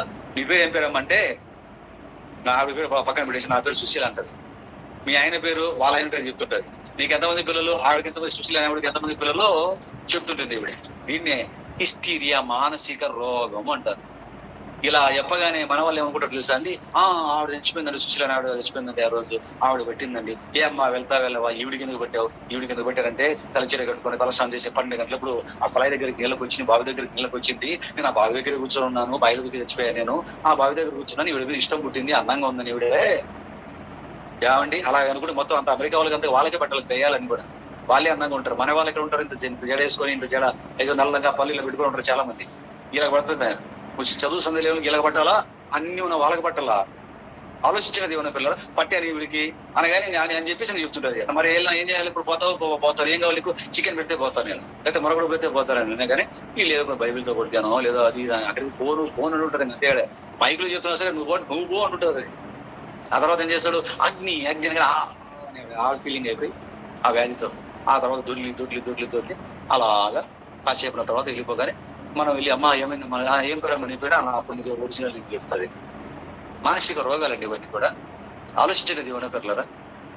సభల్లో కానివ్వండి, క్రైస్తవ సభల్లో, ఆ ముస్లింస్ దగ్గర కానివ్వండి, ఆ భూత వైద్యుల దగ్గర కానివ్వండి, వెళ్ళిపోతున్న వీళ్ళందరూ కూడా ఎవరంటే హిస్టీరియా అనేటువంటి రోగాల బారిన పడిన, మానసిక రోగాల బారిన పడినటువంటి మనుషులండి. ఈ రోగం ఎవరికి వస్తుందంటే చదువు సరిగ్గా లేని వాళ్ళకి వస్తుంది, మైండ్ మెచ్యూరిటీ సరిగ్గా లేని వాళ్ళకి వస్తుంది. కలెక్టర్ అమ్మలకు రాదు, ఎస్పీ అమ్మలకు రాదు, మినిస్టర్ అమ్మలకు రాదు, ఎంఆర్ఓ అమ్మగారికి రాదు, సిఐ అమ్మగారికి రాదు, టీచర్ అమ్మగారికి, నర్సమ్మకి, చదువుకున్న వారికి ఇవన్నీ వీటి పడడం, వీటి బారిన చదువు సంధ్య లేని వారే ఎక్కువ వీటి బారిన పడటం, దొరలటం మనం గమనించగలం. ఒక విషయం చెప్పమంటారా, ఆ రోగంతో ఉన్న కొంచెం వాళ్ళు మెలకుగానే ఉంటారండి. ఇందులో 90% కొంచెం మెలకుగానే ఉంటారు. ఎందుకంటే అలా కొందరు దొంగ యాక్షన్ చేసే వాళ్ళు ఉంటారు. అలాంటి వారు కూడా బట్టలు చూడండి, వాళ్ళు ఇలా దొరుకుతున్నప్పుడు శారీ కొంచెం ఆ మోకాల పైకి వెళ్ళిపోయింది అనుకోండి, అలా సర్దుకుని ఉంటారు. గమనించండి మీరు. వాళ్ళు చాలా మంది కొంచెం అట్లా మోకాలు దాటి శారీ పైకి వెళ్ళిపోయిందంటే అలా సింపుల్ గా అలా సర్దుకోవడం, అలా అలా సైలెంట్ చేస్తుంటారు పిల్లలు. మీరు ఆలోచించండి. యాక్షన్ చేసే వాళ్ళు కొందరు, హిస్టీరియా వ్యాధిని పడిన వారు కొందరు. ఏమండి, అలాగే మరొక వ్యాధి ఉందండి, స్కీజోఫోబియా అని మరొక వ్యాధి కూడా ఉంది. స్కీజోఫోబియా అని ఈ వ్యాధి అండి, ఇది కూడా మానసిక రోగమేనండి. ఇది ఎలా ఉంటుందంటే ఎవరు పిలవకపోయినా పిలిచినట్టుగా ఉంటుందండి. ఎవరు పిలవకపోయినా పిలిచినట్టుగా ఉంటుందండి. తూలుతుంటారు, పడుతుంటారు. స్కీజోఫోబియా వ్యాధిన పడిన వారండి. పిలవకపోయినా పిలిచినట్లుగా ఉంటుందండి. మీకు నమ్మూది కావడం లేదండి? నమ్మూది కావడం లేదా? అయితే ఒక మాట చెప్తాను, ఇప్పుడు నమ్ముతారు మీరు. మీ సెల్ ఫోన్ ఉందా? మన సెల్ ఫోన్ ఉంటాయి కదండి. ఆ సెల్ ఫోన్ రింగును మనం విని విని విని విని ఎప్పుడైనా బయట సెల్ ఫోన్ పెట్టి లోపల బాత్రూమ్ లో మీరు స్నానం చేస్తున్నారు అనుకోండి, అప్పుడు ఫోన్ వచ్చినట్లుగా అనిపించి మీరు వెంటనే ఆ లుంగి కట్టుకొని బయటకు వచ్చి మళ్ళీ ఫోన్ చెక్ చేస్తున్నారే, ఫోన్ రాలేదని పెట్టి వెళ్ళిపోయిన సందర్భాలు ఉన్నాయా? ఈ రూమ్ లో ఫోన్ పెట్టి ఆ రూమ్ లో ఉన్నా, సడన్ గా ఫోన్ వచ్చినట్లుగా అనిపించి వచ్చి ఫోన్ లో చూస్తే ఫోన్ వచ్చినది రింగ్ అవ్వలేదు, అరే రాలేదు అని అక్కడ పెట్టి వెళ్ళిపోయిన సందర్భాలు ఉన్నాయా? ఎక్కువ బాత్రూముల్లో వేరే రూముల్లో ఉన్నప్పుడు ఇలాంటివి మనకు జరుగుతుంటాయి. ఇలాంటి ఎక్స్పీరియన్స్ జరిగిందా? అలాగా ఎందుకు ఇలా జరిగింది? మన సెల్ ఫోన్ విని విని విని విని విని మన మైండ్ ఆటోమేటిక్ ఆపరేట్ అవుతుంది దానికోసం. సినిమాలో ఇలాంటి బాగా చూపిస్తుంటారండి. పాత సినిమాలలో ఏం చేస్తుంటారంటే ఇలాంటి ఎక్కువ ఆపరేషన్ చూపిస్తుంటారు. హీరో ఫైటింగ్ చేస్తున్నప్పుడు కామెడీ యాక్టర్ పక్కన ఉంటాడు, వాడేం చేస్తున్నాడు, వీడు కొడుతుంటాడు, వాళ్ళని కొడుతున్నట్టుగా తన్నుతున్నట్టుగా కొట్టు కొట్టు అంటుంటాడు. అక్కడ హీరో కొడుతున్నారు, వీడియో కొట్టినట్లుగా తరిగినట్లుగా ఈ పని ఇట్లా గుద్దుతున్నట్లుగా వాడు ఫీల్ అవుతుంటాడు. మన కామెడీ కోసం చూపిస్తుంటాడు. సరే, ఎందుకు అది చేస్తున్నాడు? వాడు ఎవరిని కొట్టట్లేదు, ఎవరిని గుద్దట్లేదు, ఫైట్ తనట్లేదు, అయినా సరే కొట్టినట్టుగా యాక్షన్ ఎందుకు చేస్తుంటాడు అంటే వాడు మైండ్ అలాగా కూడా వాడు కొట్టినట్టుగా ఫీల్ అయిపోయి చేస్తుంటాడు. ఆలోచించినది ఏమైనా పిల్లలు, దీన్ని స్కీజోఫోబియా అంటారు. టైం అయిపోయింది. చివరికి ఒక్కటి చెప్తాను, ముగించేస్తాను. ఇక్కడికి మరొకటి ఉంది. ఇదేంటండి, మాకు అప్పుడప్పుడు గొంతు మీద ఊపిరాడినట్లుగా అనిపించిందండి, మాకు గుండెల మీద దయ్యం కూర్చున్నట్లు అనిపించిందండి, గుండెల మీద కూర్చొని ఊపిరి రాలేదండి, మాకు దిక్కు తెలియదండి, ఇక లేయాలనుకుంటున్నానండి, లేయలేకపోయానండి, మా వల్ల అవ్వలేదండి అని ఒకవేళ దీని గురించి ఏమైనా మీరు ఏమైనా చెప్తారా పిల్లరా? ఇది కూడా ఒక రకమైనటువంటి పరిస్థితి. ఎందుకంటే ఎక్కువ బయట పడుకుంటున్నప్పుడు ఇలాంటి పరిస్థితులు వస్తుంటాయి. అది కూడా చెట్ల కింద పడుకుంటున్నప్పుడు. ఎందుకు చెట్ల కింద పడుకున్న వాళ్ళకి ఎలాంటి అనుభవాలు వస్తాయంటే, చెట్లు పగలు ఆక్సిజన్ కార్బన్ డైఆక్సైడ్ తీసుకొని ఆక్సిజన్ రిలీజ్ చేస్తాయి. నైట్ ఏం చేస్తాయంటే ఇవి రివర్స్ లో పనిచేస్తాయి. ఆక్సిజన్ తీసుకొని కార్బన్ డైఆక్సైడ్ రిలీజ్ చేస్తాయండి నైట్ టైమ్స్. పగలేమో కార్బన్ డైఆక్సైడ్ తీసుకుని ఆక్సిజన్ రిలీజ్ చేస్తే, నైట్ టైమ్స్ ఆక్సిజన్ తీసుకొని కార్బన్ డైఆక్సైడ్ రిలీజ్ చేస్తాయి. మనం ఏం చేస్తాం? మనం కూడా ఆక్సిజన్ తీసుకొని కార్బన్ డైఆక్సైడ్ రిలీజ్ చేస్తాం. మనం ఇప్పుడు ఆ చెట్ల కింద పడుకున్నప్పుడు అది అమితంగా కార్బన్ డైఆక్సైడ్ రిలీజ్ చేసేసరికి వీడికి కార్బన్ డైఆక్సైడ్ రిలీజ్ చేసి ఈ పరిస్థితులు ఊపిరి ఆడని పరిస్థితి అయిపోతుంది మనకి. అటువంటి సందర్భాల్లో ఊపిరి తీసుకోలేక కష్టపడుతుంటాం. అప్పుడు ఏమనుకుంటాం అంటే గుండెల మీద ఏదో కూర్చున్నట్లుగా, లేయాలనుకున్న మనం లేయలేనట్టుగా, నిద్రలో ఉంటాం కదండి, లేయాలంటే లేయలేనట్టుగా గుండె మీద ఏదో కూర్చున్నట్టుగా దాన్ని దయ్యం అనుకుంటాం. వాస్తవానికి అది దయ్యము కాదు. ఒక చెట్టు కింద రాత్రుల్లో పడుకున్నప్పుడు కార్బన్ డైఆక్సైడ్ ని విడుదల చేయటం వల్ల సంభవించే పరిస్థితి.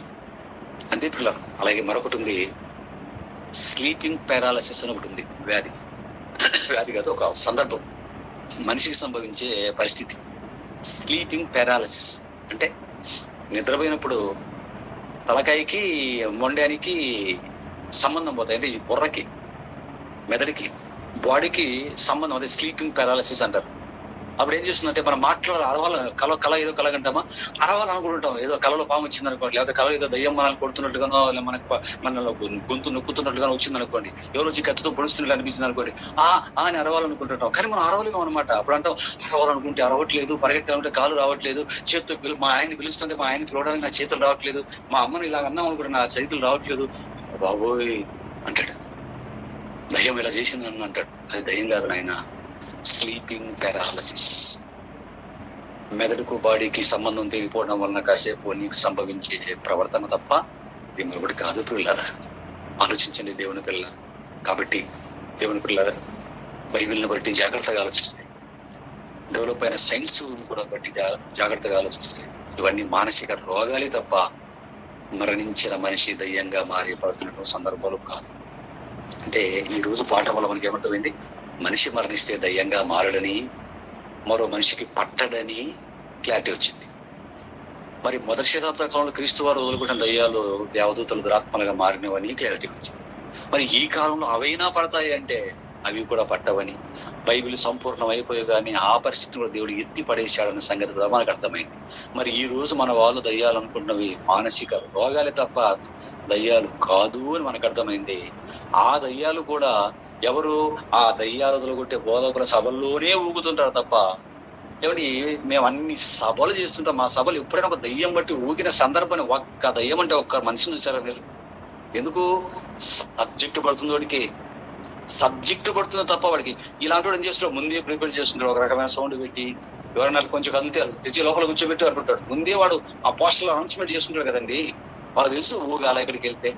తలపోటీ అంత బైబిల్లో లేనివి చేయటం, బైబిల్కు వ్యతిరేకంగా వెళ్ళిపోతున్నాం. శరీరానికి పట్టి పొరలటము, రోగాలు కలిగించటము అవి కాదు. మరి ఎలా ఉంటాయి, ఏం చేస్తున్నాయి బట్టి, ఇప్పట్లో మనుషులు బట్టి, ఇవన్నీ కూడా వచ్చే వారం సెకండ్ పార్ట్లో ఆలోచిద్దాం. అలాగే ఇంకా కొంచెం పాట మనకేముంది? చేతబడులు, ఏమండి ఈ క్షుద్ర శక్తులు, ఏమండి ఈ బాణామతి, ఇలాంటివి కూడా, ఈ క్షుద్ర పూజలు, క్షుద్ర శక్తులు, ఇలాంటివి కూడా మరి ఉన్నవా లేవా? వీటి గురించి బైబిలే చెప్పింది. దీని గురించి సెకండ్ పార్ట్ లో వచ్చే వారం మనం ఆలోచిద్దాం. పిల్లరా, మీరు ఈ పాఠం అంతా చదువుకుని రండి. నెక్స్ట్ వీక్ దీని కొనసాగింపుగా సెకండ్ పార్ట్ లో మాట్లాడదాం. ఓకేనా?